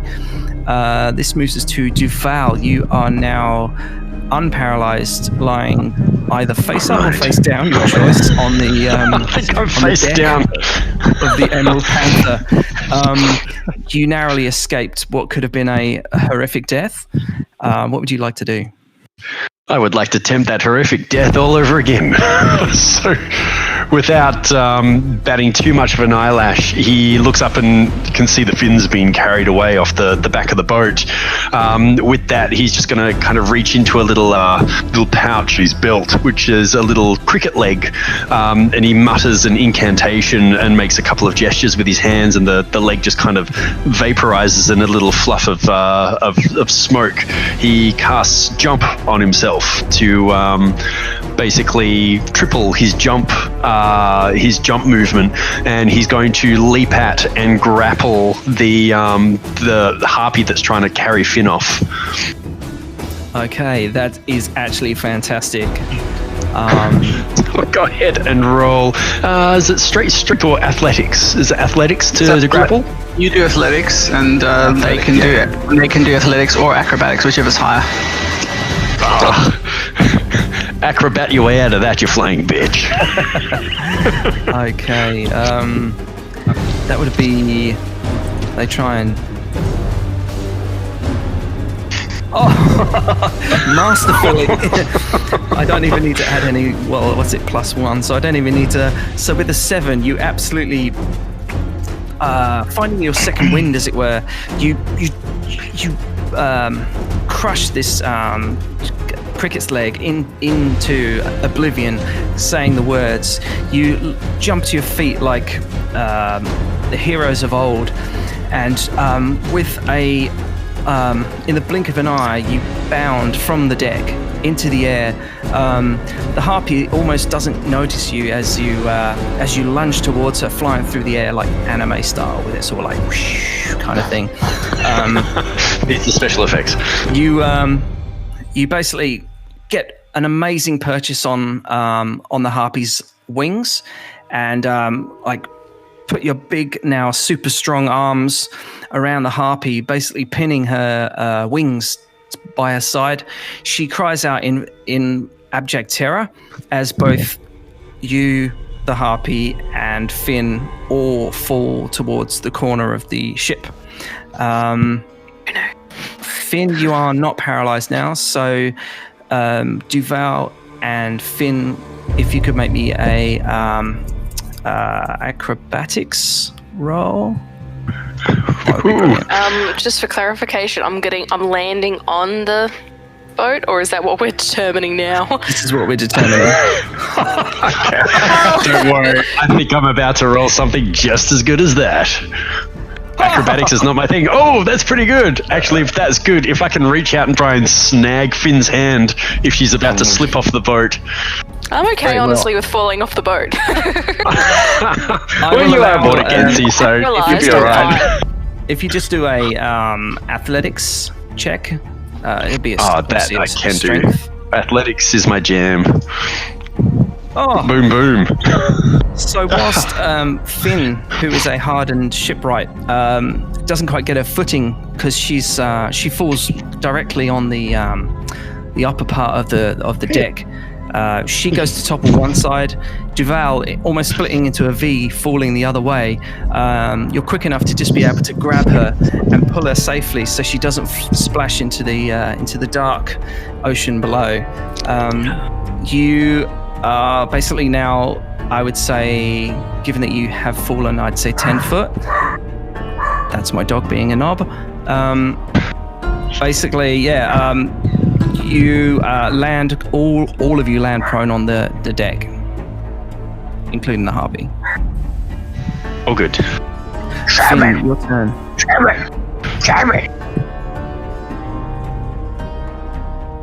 What was that? Sorry, That's me like doing to do a dog bark, but then just saying Simon. So like it's actually saying. Yeah, my dogs are basically clawing at me, climbing up me because I'm not paying them any attention. So whilst it's please send photos. Oh, okay, I will, because it is quite cute. But at the same time, they're barking at nothing. They're barking at their boredom right now, and I feel a bit bad. But we shall persevere. So I'm prone. You, the harpy, and Finn are all prone. And Duval are prone, sorry. I'm Finn. Cool. So to be unprone, what do I have to do? You use just half your movement to stand up. And then, you can do what you like. Fine. Half my movement is stand up. And I am going to cast... You know what? Because it's prone and lying on the deck, I'm going to cast Shocking Grasp on the harpy. Shocking grasp. Shh. So that's not going to hit. They're just screwing us tonight. I know. I need to roll the real click-clacks. Unfortunately, yeah. I'd say, given your tumble and brushing yourself down, in sort of true James Bond style, your mind isn't quite with it, and sadly, the shocking grasp doesn't hit your quarry. Despite holding it, somehow it misses. It's like I try and grab a feather and my hand just slips straight off. Okay, I'm done. Okay, this moves us to Escala. In just a brief utterance, which you almost miss, the lightning javelin appears back in her hand once again, and she turns to face the matriarch defiantly, and sneers, like lowers her stance into almost like a primal hunting stance, as it were, and angrily readies her javelin. Lightning crackles and lights up the whole deck as she throws it towards the matriarch.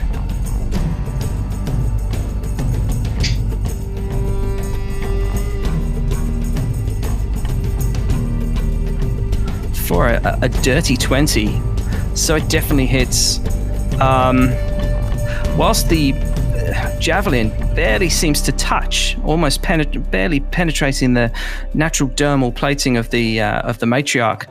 What you find terrifying, almost as if the matriarch just about cackles at the pathetic pain of the pinprick. Her body is racked with lightning as her body just lights up as bright as any thunderstorm, taking a horrific 18 points of lightning damage. She loses control of one of her wings and just kind of flaps in a bit of a circle. She is not looking very good at all. Escala may well have just turned the tide of battle here. Having seen her sisters desert her and her matriarch begin to lose this what they thought was going to be easy pickings battle, the last remaining sister, Harpy, tries to get to her feet and fly away. Both Finn and Duval get attack of opportunity on her. Do you want to go first, Duval? It might not be much of an attack because I don't have a blade in my hand, but I'll lash out and try punch her. Or a kick. Oh, nice. Take a swing. That is enough to hit, and the 5 damage sends her careening towards Finn. Finn, what do you do?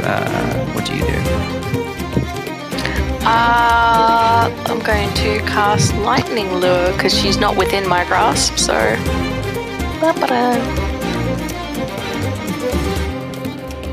DC 12 string save, please.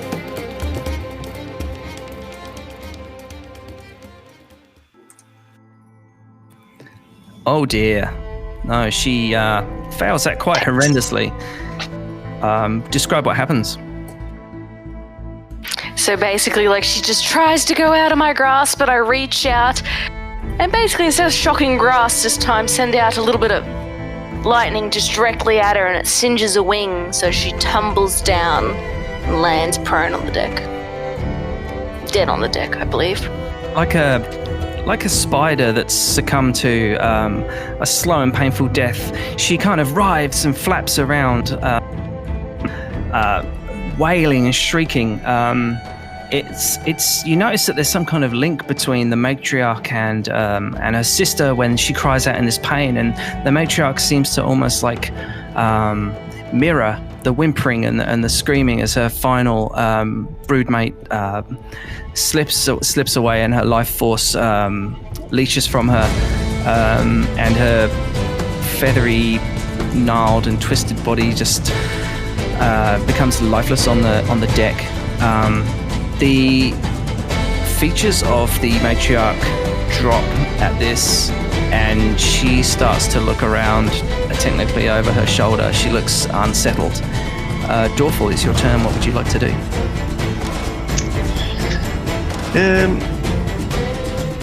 Cool. How's the matriarch looking, besides unsettled? She's not looking in a good way. You reckon that if you were to keep at it, it wouldn't be too long. Given that she's trying to take flight, and judging by her wounds, you'd say that compared to how she did look, she hasn't got much left in her. All right. As I come to, I cast Catapult on one of the pieces of debris laying around. Awesome. And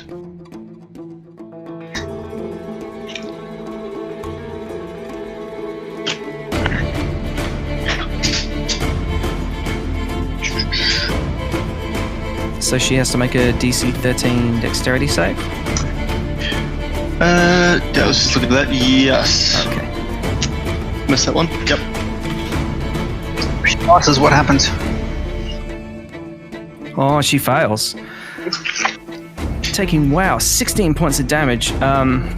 She is she doesn't appear to be dead, but it is enough to knock her prone to the ground. She whimpers and wails, and you imagine that she almost blacks out for a moment as she she cannot focus on flying anymore. Dropping to the deck, she kind of flutters and convulses defiantly, as if she's trying to overcome the recent attack. And this brings us to the matriarch. It's her turn. She whereas before she looked quite graceful, like she was made for the air, she almost looks uncomfortable standing on the deck. And you now notice that where her wingspan made her look really big and menacing and domineering, she now looks quite small and pathetic, probably about the size of Lucho, or a small person. She will just go in and try and do a bite on Baron Samedi. She stood up. Yeah, she stood up, but she couldn't fly. She can no longer fly, but she just kind of like a penguin flapping around on the deck, I suppose. She's gonna come in with her. It's technically claws, but she does this twice. Wow. A 21 and a 25. I mean, she's on fire. So she, fueled by rage, she lunges towards you for a 21. Well, I'm going to shield ban. I'm going to use the shielded vipers. Okay. So the 25 is still a hit. Okay, so take 10 points of slashing damage. I will, but I will have to make a concentration check. Okay. Fail, so she is no longer hexed. Very well.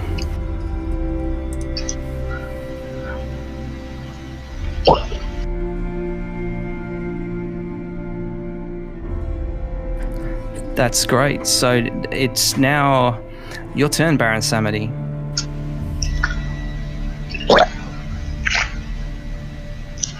Well, unfortunately, she's right in front of me. Since I'm shielded, I'm going to take a step backwards. She can try and have a hit at me if she wants. Okay, yeah, she will give that a try. You have quite good AC, so there's a high chance that she might just miss you. She comes in with her claws. 2 attacks again, I suppose? No, only one. Just one, okay, for a 21. Unfortunately, shield is 23. Pinging off your shield, her claws, she comes in with a spiteful sort of sneer on her face as she thinks it's hammered home. She rakes her claws into you, and then her face turns to shock and awe as she just rakes through a shield of force, and she becomes frustrated, and then it's swiftly followed by a look of extreme fear and terror. She kind of starts to look around. And this brings us to Duval.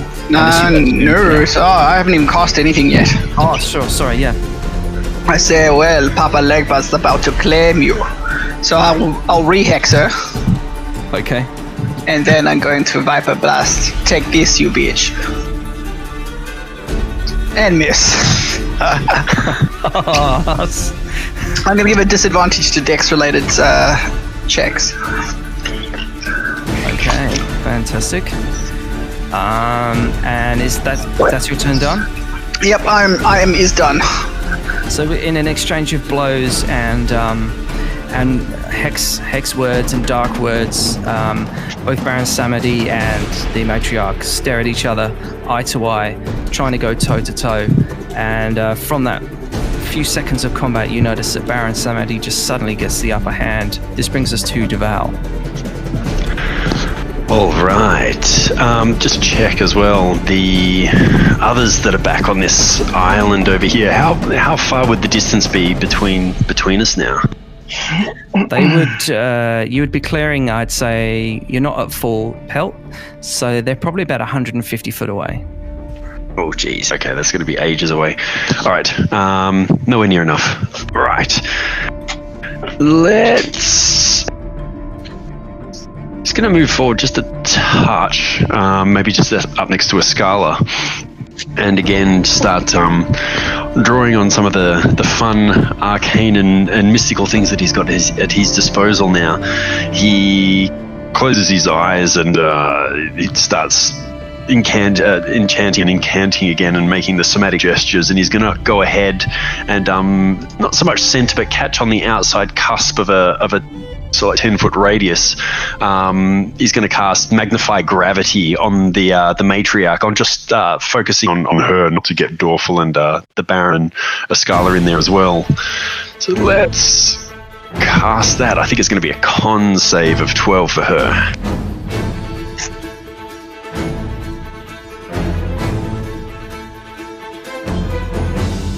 So that's a Constitution save she has to make of 12? Yeah. We shall either take the float. Yeah, on the matriarch. So it'll either be if you save, she'll only take half. But in this, she also, if she doesn't, she also gets reduction to speed as well. So if she saves. She saves, and so she takes half damage. Half damage, and that's it. Basically, how do you want to do this? Oh, this is going to get dark. So as he goes, quite Magneto-esque, and focuses and holds his fist out and kind of closes his hand as he's looking at her. You notice that a part of the deck starts to buckle in a little bit inside the radius of where gravity's starting to get extremely amplified. As it does so, you see it's like her shin bones just shatter and her knees pop, and she lands on these ragged, bloody stumps, and the rest of her body just seems to weigh a lot more than the rest of her. She literally just cascades and breaks and spills all over the deck until the effect just wears off.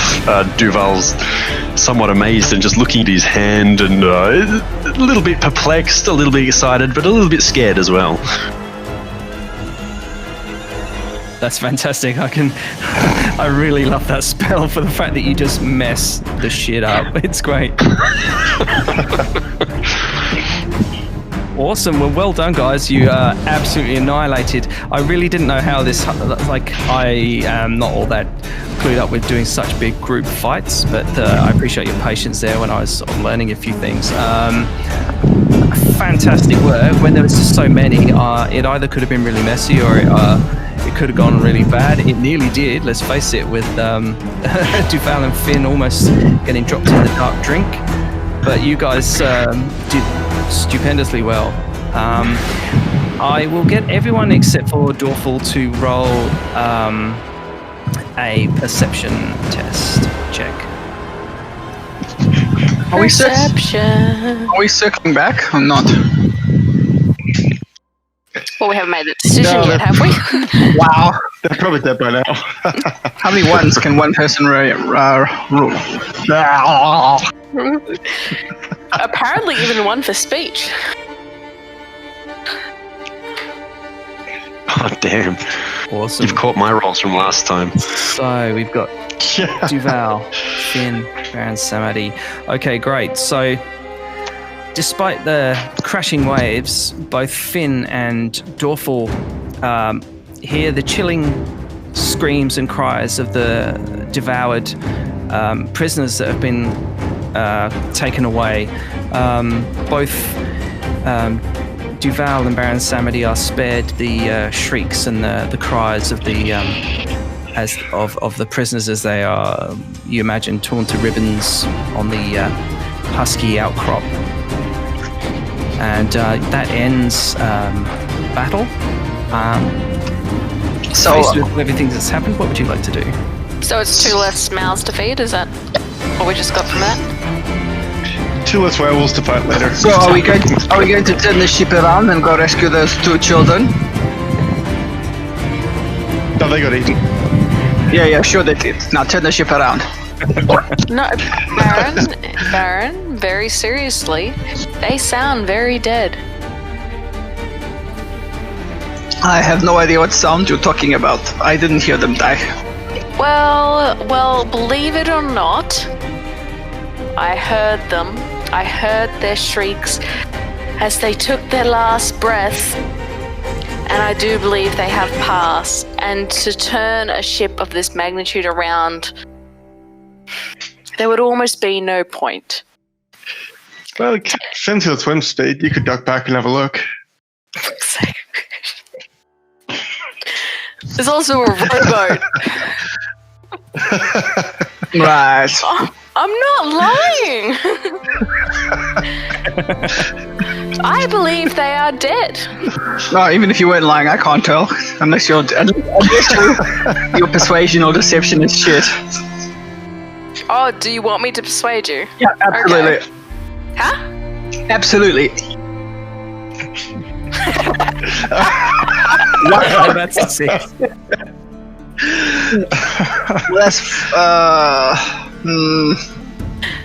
What were you Somebody's saying? like, nope, I just won't buy it. Well, Nope. Hold on, I'm helping Finn explain that, like, we heard these prisoners Am I getting getting an killed. Finn assist? should probably have advantage. Is it an Yeah, assist? with advantage then.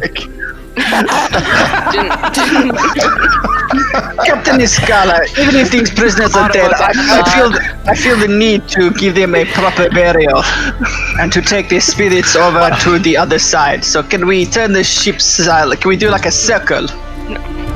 No, Baron, all honesty, take the rowboat. I'll even help you along. And we can go over to the island. We're not turning the ship around, though.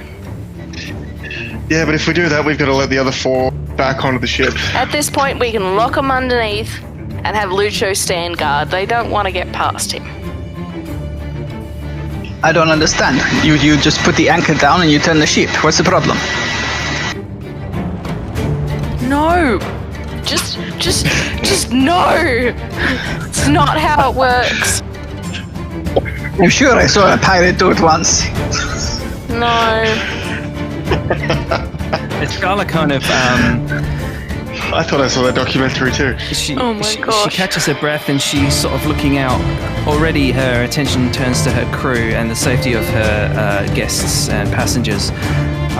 She goes, with your silver, my friends, I am at your disposal. Do whatever you wish. I would say that if we head on this course, our time will not be delayed and we would still make good time. But it would maybe take, I would say, perhaps almost an hour for me to be able to turn the ship around and to go back and then to have to maneuver her around again. It takes a little time, but I certainly can do it. And now would be the time to act, if that is what you wanted. Baron just stalks to the front of the ship and doesn't want to talk to anybody. I offered to get in the rowboat with you, assist, and get over to the island. And it was the worst persuasion check I ever saw. What? Because you don't trust me. Just I trust that what you want to do is important, but I agreed. I feel the response. I feel the responsive. Quicker plan. I can literally get that little rowboat there faster than I can the big ship. Okay, let's go on the let's go on the robot then. Okay, thank God. Does the Scala? What does it take to stop the ship?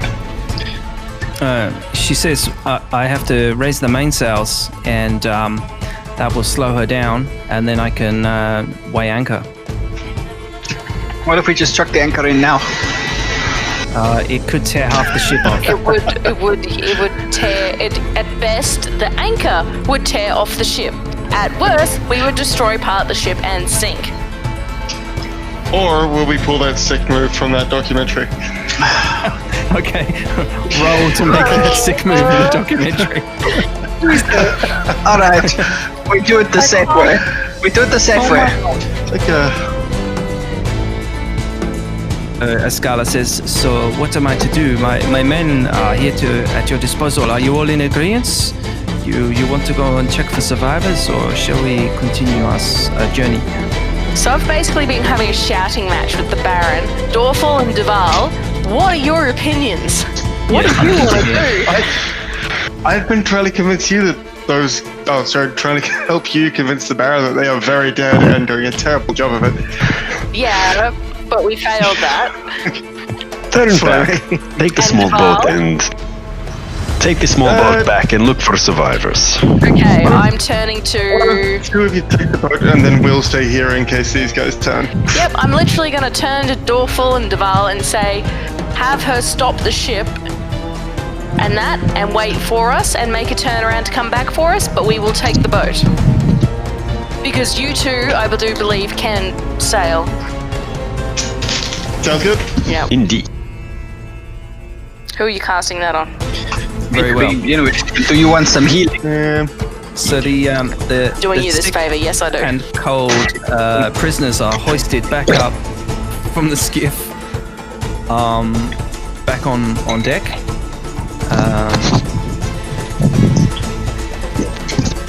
In a little huddle, and They are hustled into the cabin. and they are ushered downstairs into the warmth deck below, and then this bit of water is currently. Lucha comes over and starts sort of looking, and he's got a friendly, almost paternal kind of hand on one of the children that he was protecting, and he says, "Hey, my friends, what are you doing here?" Grab it. Just, is that hand on like the back of the kid's neck, or? Yeah, it looks like Lucho can't touch anything. Lucho wouldn't touch him. Lucho is touching this kid, like the hand is on the back of his neck. With like gloves? No, Lucho is going to poison a small child. Too late. you actually notice that the child isn't reacting. Oh, fuck. Okay, Dorful, Duval, that's your problem. I'm dealing with Baron. You should have another 12 hit points, so you should be on max. Who? Oh, plus 12. And one more for Mr. Doval. You can have 8. Very nice. So everyone seems to sort of feel a little bit better. Escala nods and she says, "So be it. I shall turn my vessel around, and I shall pick you up as soon as I can. I can entrust you to perhaps create a beacon for me to haunt to. No?" Oh, use your fire, no problem. She chuckles and she goes, "That is what I thought, mon ami. That is what I thought. You gonna raise hell for me." Alright. So, with that, both Finn and the Baron, if you could put yourselves into the skiff. Gonna drag your sorry ass down here with me. You are lowered down as quickly as the two crew members can do it. They are both smiling at each other, almost as if you're like they're fans of yours now. Like they've seen you in a different light, and despite the terrible encounter with the shrieking sails, they look at one another like they're very grateful to have you on board. All of you jump into the skiff, and I will get you to roll. Let's just speed it up. I'll get you to roll 3 athletics rolls. Whoever's rowing with advantage. I'm going to use I the... technically made a stat that is vehicles water.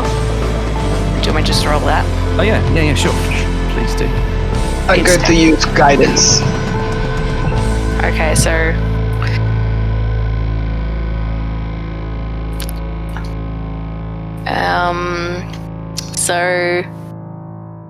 Just another one. so we'll add the one onto the end, or do all of them? Oh, well, each time you do it, I'll do it again. So here. That's a 4. So it's a 13, a 21, and 14. a 14. To row over to the little island. That's very good. Row your boat. You make. I use assist of shape water to speed us along. In that case, then, you make very good time. As you row one direction, the ship and whatever light was sort of emanating from it, soon you begin to lose sight of the people walking on the deck. As you make your way back to the island, you can see that the ship is already at the half turn, and it should be, you estimate, maybe 15 or 20 minutes before it starts to really come round and be close to you. Okay, so with that, I'll put Finn and Baron Samedi. I take it you're approaching the island? Yes. And if anything, if all the kids look dead on that, then I'm just gonna nuke it from further away. Yeah, so maybe about like 5 feet back. So okay, so out there? Yeah. Sure. What do we see? You see a lot of blood. Basically, it's the first thing you see. The moonlight reflects into the sort of the dark, almost black-looking blood in the half-light of the nearly full moon. At first, you don't really see anything. For harpies, they're being very quiet, and for children, they don't seem to be crying. Then suddenly, just between what you can almost hear like a gurgling, I'll get you to both roll perception. Okay. I feel like I know where this is going, and I'm a little afraid. So I better fucking see this massacre. Basically, the skiff catches a good wave, and it gives you a point of elevation which sort of helps you look almost down onto the rocky outcrop that was once the home of many harpies. There's a horrific array of limbs and bones from previous less fortunate sailors and travelers. In one particular concentrated area up here towards the northeast, let's say, or whatever that is, of the island, there's fresh blood glistening on the bones. What you see is basically 2 harpies completely torn apart. That's my dogs, hang on. They're torn to ribbons, and what you hear and what you see are basically 2 small werewolves fighting it out over the remains. They both look at you, and you're not sure if they see you or if they're just listening for something, and then both in unison howl this bone-chilling it's the most horrific thing that you've ever heard. Simon, you should get your dog near the thing and then get it to bark. Yeah, no, that's not terrifying, that's just annoying. It's the most terribly irritating thing you've ever heard. Alright, Finn, back this truck up, okay? Okay, yeah, as quickly as possible. I'm just gonna shape water to get us the hell out of there. Do you want to still nuke the island? I'm a little torn because they're like a little weird. Aren't they cute? Let's take one about. I don't know. No, because there's going to apparently, I believe, be more aboard the ship now. Yep. And they get to go past, and they're somehow immune to poison damage. Unimpressed. Well, I'm glad we came here. It could have been much worse, but you were wrong about the harpies having eaten them, weren't you? Fine. Literally just And fine. the Baron laughs. He just chuckles. Ho ho ho. You little shit. I'm sorry, can you pedal this thing faster? Yeah, I'm just casting. Daggers? Is there daggers in your eyes? At you, there might be. No, just casting shape water to just turn this little boat around and make sure we are far from that island, just in case the bastards see us. I wonder if you could train a werewolf. Is that possible? Like animal handling a werewolf? Well, let's face it, you might have potentially more to try your luck on. Yeah, I'm gonna go. We need to get back to that ship in a hurry, mate. We need to get back because by the looks of that, our comrades are about to be in a lot of strife. Again. 1, 2, 3, 4, 5, 6. Ooh. Yeah, so 6 werewolves that need a roasting. So roughly let's get 15 back. to 20 minutes sort of pass as you start to row towards Escala. Frantically. You're able to see her ship quite well, but she you see like a flashing light that kind of appears from a lantern held by one of the sailors. Let's say it's Mai. I'm just going to use Sacred Flame on the water. It should be enough to cross. It's radiant, so it should. When it lands in the water, it should provide some light. If that makes any sense. Or attract attention to it. You hear a female voice carry out over the waves, "Ship ahoy!" And everyone seems quite happy about that. Sorry. I would like to send a message to Escala. Oh yeah, sure. Tell her to ready whatever silver she has, as we have werewolves aboard. Where? Can she respond? 25 words or less, my friend. Ready your silver werewolves aboard. 5 words. She says, "I will prepare my crew and our friends. I had my suspicions because all of the tales of the shrieking sails are true. Know it.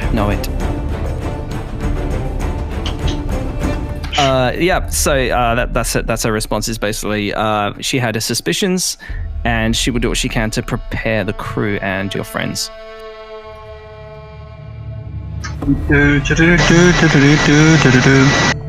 So some time passes, and you're able to flag the big ship down. Obviously, it weighs anchor, and you hear the splosh as it drops into the still inky dark waters.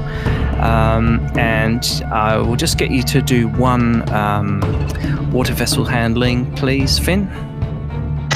Let me get you some guidance on that one. Very, very shrewd. Sorry, 19 was the +3.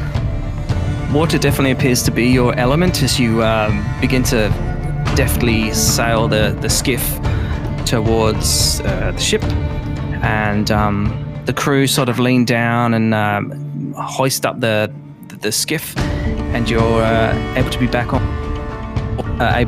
board. Well, I said to our buddy, you want to hear the good news or the bad news? Well, since you asked for the good news first, the good news is the children are alive. Bad news is that the harpies are dead and they were killed by the children who turned into werewolves.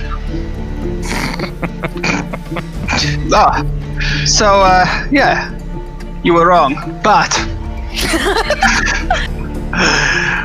what do you call it? We got 6 werewolves aboard. Who are you saying that to? Escala? No, I'm saying this to Duval and Dorfel.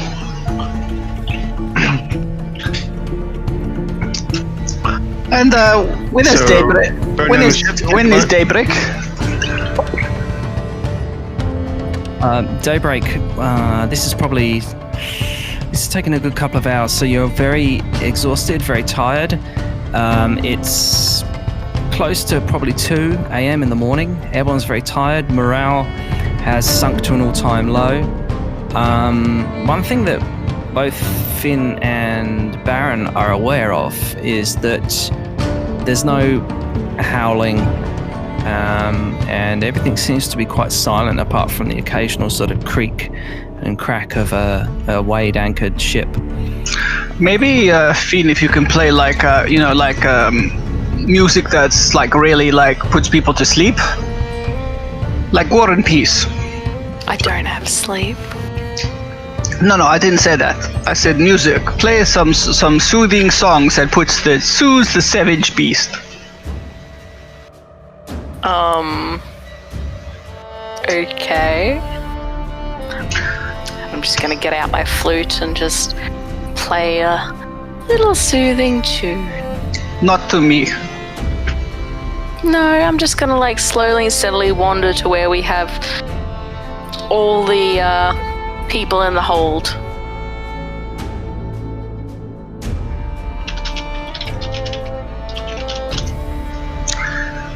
Okay, very well. So do you have to make a roll to try and soothe people? Otherwise, It's not an actual thing. It's a flavor as opposed to thing. It's a performance check to play some soothing music, and whatever effect you want it to have has it, but it doesn't actually do it. It's not an ability. I get a roll for performance. Performance, please. Yeah. You're a bard, aren't you? I am. Wow. See. 21.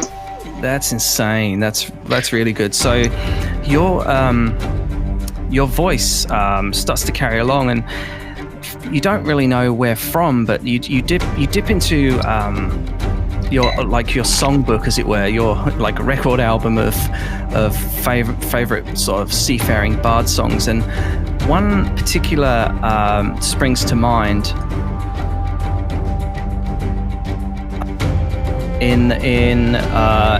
Basically the lyrics look like this.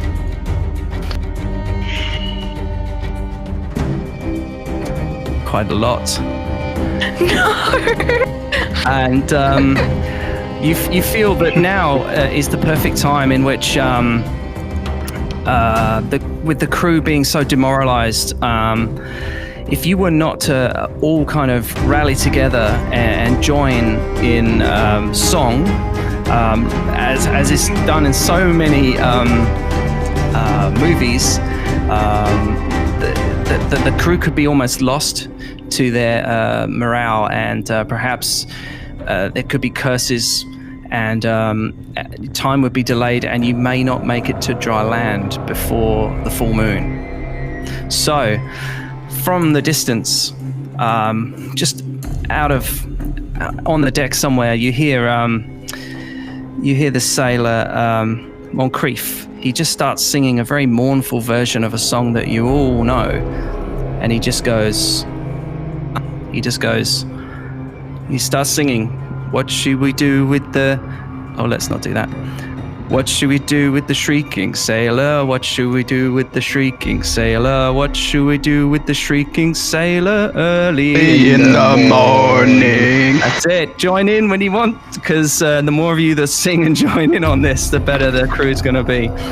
Put him in a chest that's made of silver. Put him in a chest that's made of silver. Put him in a chest that's made of silver. Just before the first moon. Where are we singing from? Yo ho, beware the full moon. Yo ho, beware the full moon. Yo ho, beware the full moon. Please she fear the same fate. What shall we do with the shrinking sailor? What shall we do with the shrinking sailor? What shall we do with the shrinking sailor early in the morning? Bathe his wounds in the tears of angels. Bathe his wounds in the tears of our angel. Bathe his wounds in the tears of angels and drive away the evil. Very, very, very, very good. Well done. If I could clap and hold my button at the same time, I would, but touch to speak doesn't let me do that. So very good, very good. I didn't know how you guys would take that, but that's awesome. Thank you so much. Has Cam dropped? Yeah, I think so. He said toddler calls. All right. And Matt, where was your singing? I didn't hear anything. I was singing in spirit. Well, that does come into play. Did you say you were singing a ferret? That's exactly what I said. Singing a ferret. Fair enough. Excellent. It is with these words of the song that you start to think about where they come from. There are some clues as to what could be done, potentially, almost, like in lore and old folklore, there's always a meaning behind every song. That's why I posted these lyrics here. Also, I wanted to join you in song. Yes, so currently you're faced on the situation. You're on the ship with the Scala. She has turned the ship around. You're all on board. You've sung. The spirits, are they raised? You might not know yet. Does she have Does she have 6 chests made of silver? Well, you haven't asked her yet, but yes. So you're on a ship. It's 2 a.m. in the morning, and you're all pretty exhausted, and you're all level 5. Hey, mon capitan.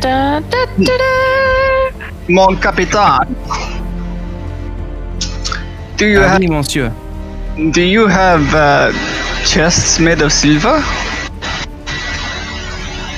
She I did ask her to ready the silver in my message. No. I'm trying to see whether or not we can put them into chests of silver. I don't know if that means bars of silver or not. And then we've got to bathe them in the rain in the morning. I don't know. Early in the morning. Wounds in the tears of angels. Well, is rain not the tears of angels? Or it's like the tear of angels means something else to you? I could make a rain and see what happens. I mean, it's in my wheelhouse. obviously a lot of folk songs are always quite cryptic, so you would have to perhaps come up with a plan. She says, I do have a one single crate made of silver. It is a treasure chest that I use for my very depleted treasure. You could perhaps use it. This is fairly small, though. Yeah, I don't see how we can put 6 people in at the same time and then try to bait them. I don't get it. Well, we can make them fit, but getting them back out's going to be an issue. What other silver do you have? I have the silver that you paid me. I'm sure my men have some silver in their pockets, but good luck trying to persuade them to give up that. Well, no. Well, it's that or get eaten. Silver changed into gold. I mean, I'm sure they wouldn't care if it was silver or gold, would they? Or pearls. Oh, she says no. If there's recompense, then I'm sure they would yield their silver to you, of course. Well, I don't know. What if we covered them in silver?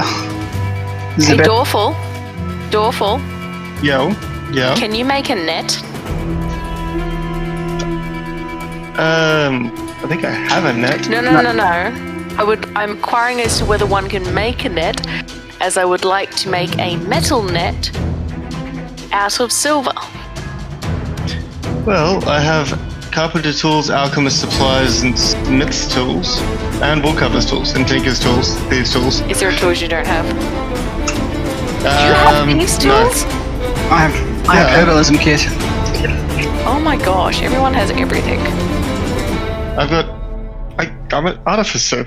I know, I have carpenters, and that's about it. That's good. That's how you do. And yes, it is tool time. That's a reference I don't get. It's no, it's Alan, Tim Allen. That's right. Tim's tool. Hey, Tim's there tool you go. time. That's it. That was the name. Yay! That was the name of the show within the show, but it's not the name of the show. I don't know what the name of the show was then. I can't remember either. Good. I feel better. Well, that's great. I mean, it's a little bit before time. We can either carry on, but without Cam, I don't want to get too far ahead.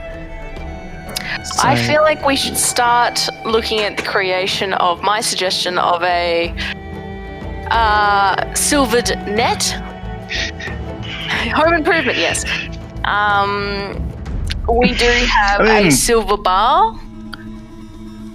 Might do better just making a bunch of silver caltrops and throwing them around. No, we want to contain. So we've also got a silvered breastplate as well, so we can use that.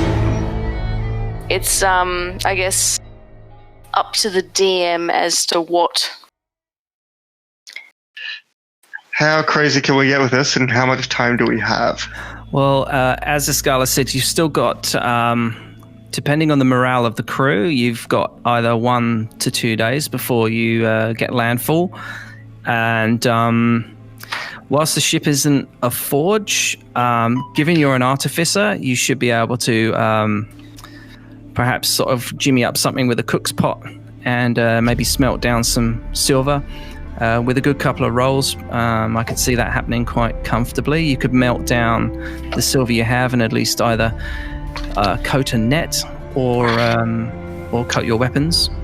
I don't know. I mean, our aim is to save them, right? Because it says put them in a chest made of silver. We can't do that, but we can do what like is silver bars or silver manacles, like a chest in a sense. The idea being that we get them on the deck, cover them in a silver net, and then we make it rain and see what happens. Otherwise, I don't know what angel tears are. That we would bathe their wounds with angel's tears. So the assumption being that's how we treat the wounds. I can't offer any more insight than that. I really got to shut up because I'm not that smart. Well, I wouldn't bring them outside if they're going to be, like, beware the full moon. I can make it rain indoors if I must. Just flood the compartment downstairs, see what happens. I can literally just make it... Yes. I can make it rain indoors. Isn't Angel's Tears a plant? It is. Is it? Yep, it can be many things. Again, it's a very cryptic song lyric. But what, you can try these things. I like where you're going with this. You definitely. I mean, if Duval was here, he'd probably hint on the fact that werewolves don't much agree with silver, and he would possibly hint on the fact that they seem to be freshly turned or within their first sort of stages. Not going to find an angel tier plant. That's just not going to happen. No. But our first priority should probably be not getting mauled to death, and then we work out how to help them. Otherwise, we just end up with more werewolves. No, you could get a bit crowded. You don't have to worry about that. They'll just tear us to shreds, and we'll be dead. Mom. I'll just jump off. I mean, Finn's probably fine too. She can jump off. She can breathe water. I don't need to breathe. Yeah, it did laugh that Duval felt the need to save me from going overboard when I'd literally just either float or go underwater and just chill for a bit. It's completely irrelevant. Just shape water into a pedestal to step back off onto the boat. No, I'd cast Gust to lift myself 10 feet in the air and walk back on. What I'd say is it was very heroic though. Baron Staminy, if you could roll me an insight with advantage.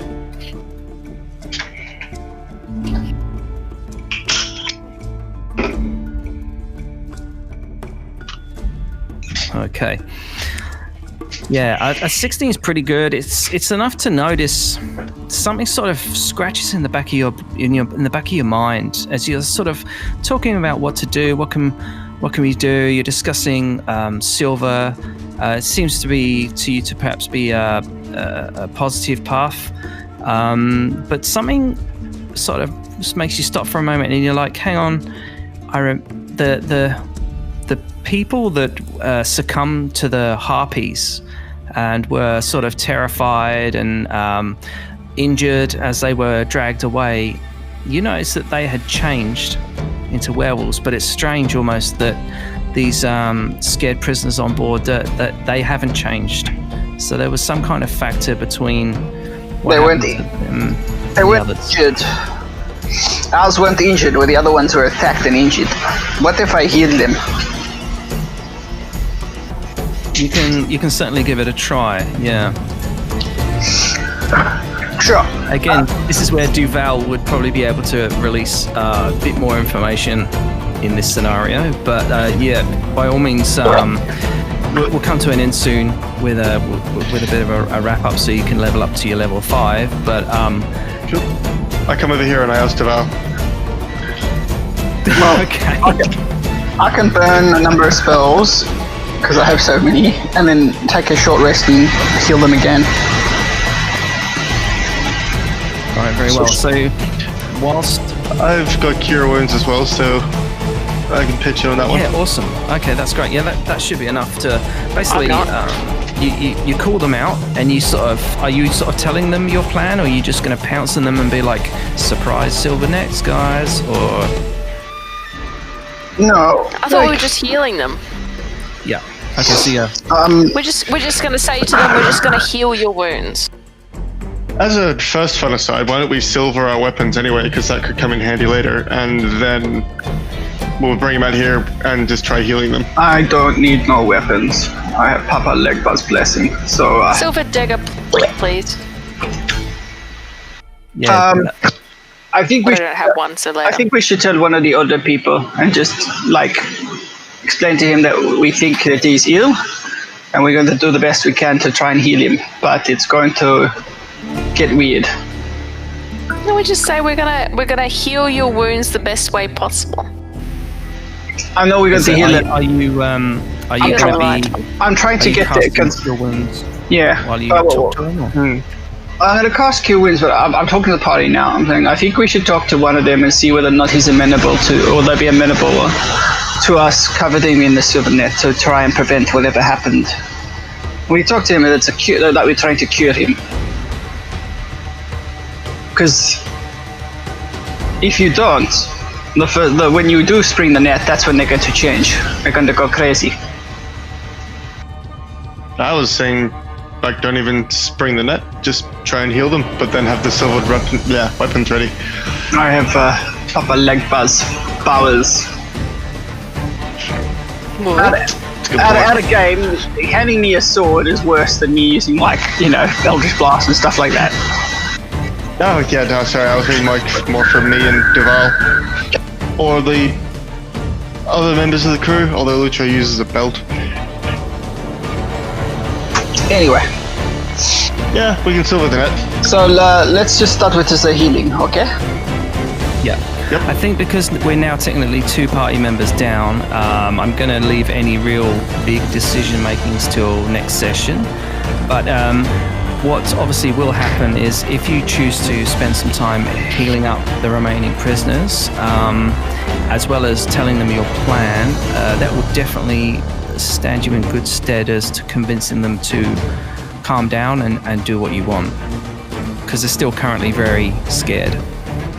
Well, like how about this? We heal them, we bring lots of food, everybody gets lots of food. Alright? What food are you bringing? Where are you getting this food from? I don't know. I'm sure the ship has food, right? I mean, Food has a set amount of rations and a little bit extra just in case, yeah. 6 people extra. Well, we do have like 3 or 4 or 5 happies. I'm sure they could turn them into something. Make like a happy. Oh yes, chicken. Like a happy stew. But make sure Kentucky Fried Harpy. Make sure it's not Yes. bloody. Make sure it's not bloody though, because that's not what we're going for. No, you clean it and dress it properly. The only thing is I don't want to pluck. Maybe you can like burn the feathers off. Yeah, just roast them I'm off. okay with this. Just not plucking. Anyway, that's we call that Plan B. Right now, let's just heal. So, Simon, do you want us to heal them now, or leave it till next week or next time? I'll let you heal them now because I can give you a bit of a description as to what happens, and then we'll probably leave it there. All right. So I found the most injured one, and I used the healing light. So 3d6 healing pool that resets when you finish the long rest. As a bonus action, you can heal one creature you can see within 60 foot, spending dice from the pool. So maximum 3 dice at once. So, but I'm a life cleric, which gives me +3. So I will find the most injured one, and I will heal him 1d6 +3. So 7. How's he looking? What's this? The old man? Whoever's the most injured. Yeah, that was the old man. He's the one I think that you spoke to earlier on. His open wounds heal. His skin almost seems to get back its color. Well, to some extent, not as much as you probably thought it would. But yeah, he looks a lot healthier. His wound knits together, and what you notice is he winces from the like holy energy that sort of leaves your body. He winces for a moment and looks like it was uncomfortable, but it does heal his the bad wound on his neck. It doesn't make the scar disappear, but it does stop the bleeding. All right, and I do it once more on him for another 8 points. Okay. Doesn't seem to have much effect, but yeah, he's as right as rain as he could be. He kind of gets a bit of a voice to him now that he's feeling a bit stronger, and he introduces himself to you as Eonlad, Eonlad. It's a very sort of country name for Velen. He tells you that he's from a small coastal town back on Velen called Loamwood. Loamwood.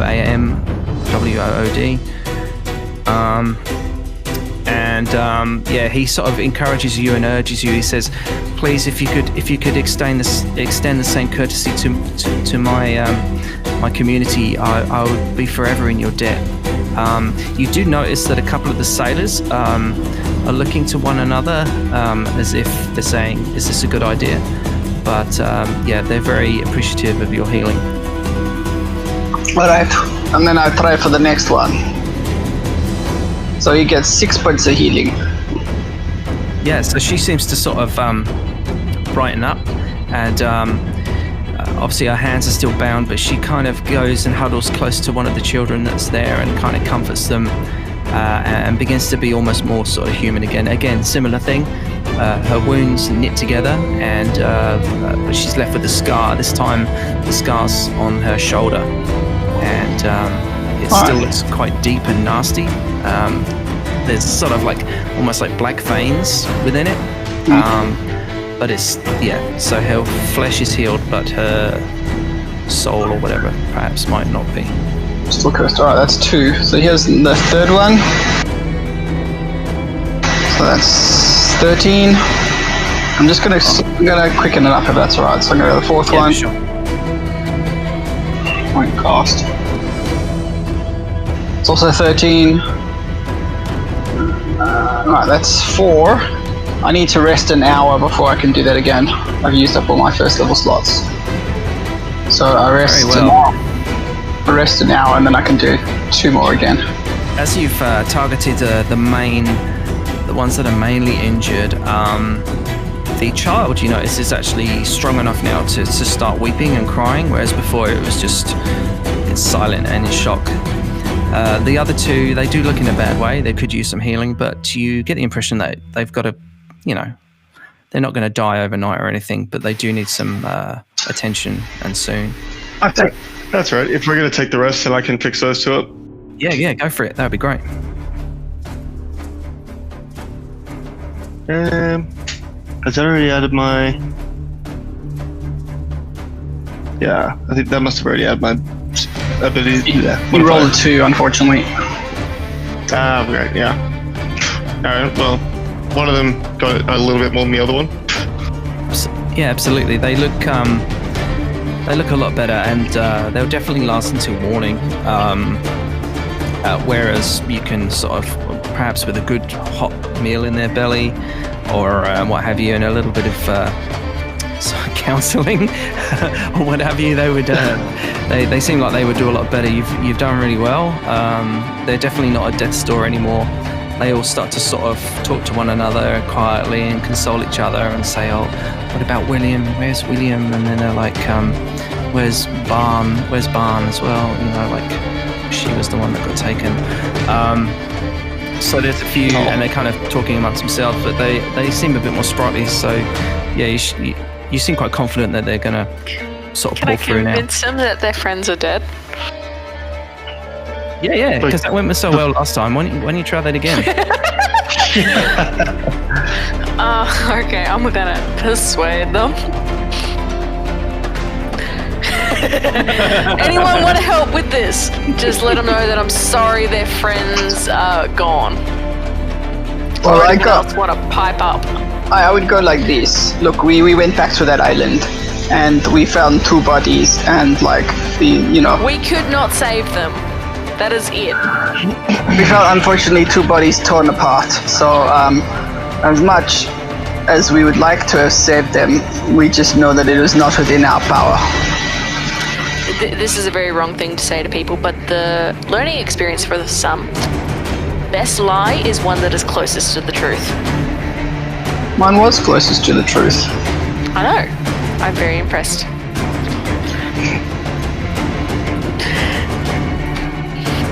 Yeah, So, they believe you. They believe. So they somehow believe us.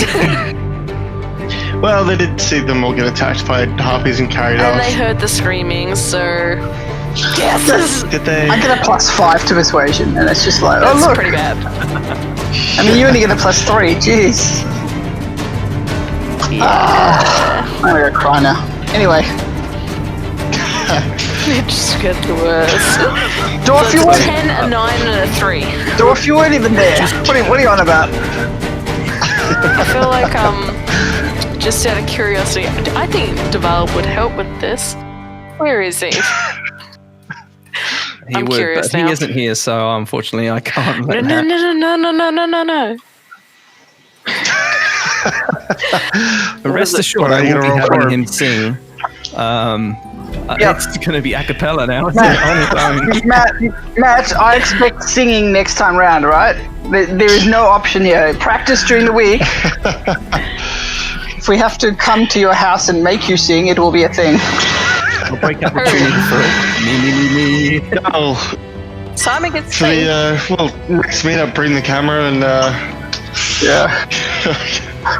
get the a cappella group going on. Did I post a Star Trek thing to the group chat, by the way? Yeah, I saw that. I haven't actually opened it yet. Okay, anywho's. So, level 5, what's everybody doing? I was about to say, do we want to leave the game here and then stop the recording and then chat? Hint, hint. Yeah, I'm absolutely fine with that. So, I guess, to wrap up, what you've done is basically discovered that these are potentially werewolves, and you've done your best to heal them, but they still appear to be carrying the infection.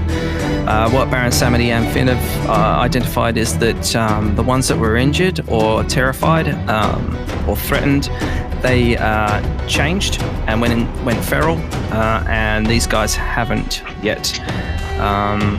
You've done incredibly well to keep them calm, and healing them has definitely made them work for you. Dorful, I would get you to make me is there a role associated with your artificer at all? Something that you can perhaps roll? I just need you to identify how long it's going to take for you to start silvering weapons or melt down there, just to see how well you do it. I guess intelligence would probably be the You have smithing closest I have for it. tools, right? I have the tools, Yeah, roll smithing. So roll you with make the an intelligence check with proficiency, and you call that a smithing check. Yep. So, was it proficiencies +3? So let's roll. Ooh. Okay. No, right. no, Okay. it's +3 still, because that's just your intelligence check. You haven't added Yeah. your proficiency on top of that. No, so it's a It's a 10. 10. Still not great. 10. I bet it might. Well, it's not like it's not like he's on the forge. It's like he's on a ship. Yeah, that's it. Yeah, that's true. It's just to It see. doesn't want to set the ship alight. Just to like put it this way, if you'd have rolled a 1, then you would have wasted all the components. Like a freak wave would have tipped it over. So you've done well, but I will just need 2 weeks to work out how well. But good though. The other thing is we'll have to convert party treasure in. We'll have to swap out our treasure for gold, for silver with the ship's crew. Yeah, that's someone right. needs to tell me what we're using. So you can make the assumption that each each crew member will be carrying roughly 20 silvers worth of gold or silver of currency, and there's a good 20 crew. That's 40 gold all up, because 20 silver is 2 gold, times 20, 40. That's right. Wait, sorry, you said what? 20 crew and 20 gold. No, 20 silver 20 pieces crew each. have 20 Which is- gold each. which is 2 silver. Oh, whoa, sorry. You said that each crew member had 20. You said each crew member had 20 silver. Do they have 20 silver, gold? sorry. Do they have Yeah. 20 gold? 20 silver, yeah. So Okay, that so yeah. equivalent value is that each crew member has 2 gold on them. Yeah, we So- don't care about that. No, but we have to recompense them. We've got to give up 40 gold out of party treasure to get their gold, to get all of their silver. Okay, fair enough. That's right. Well, great work there, guys. I'm just gonna sign Craig out because he's a creeper who is rubbing his Bye, trousers. Craig. I miss you. I love you. All right, then. And that is what a bottle of wine does to me.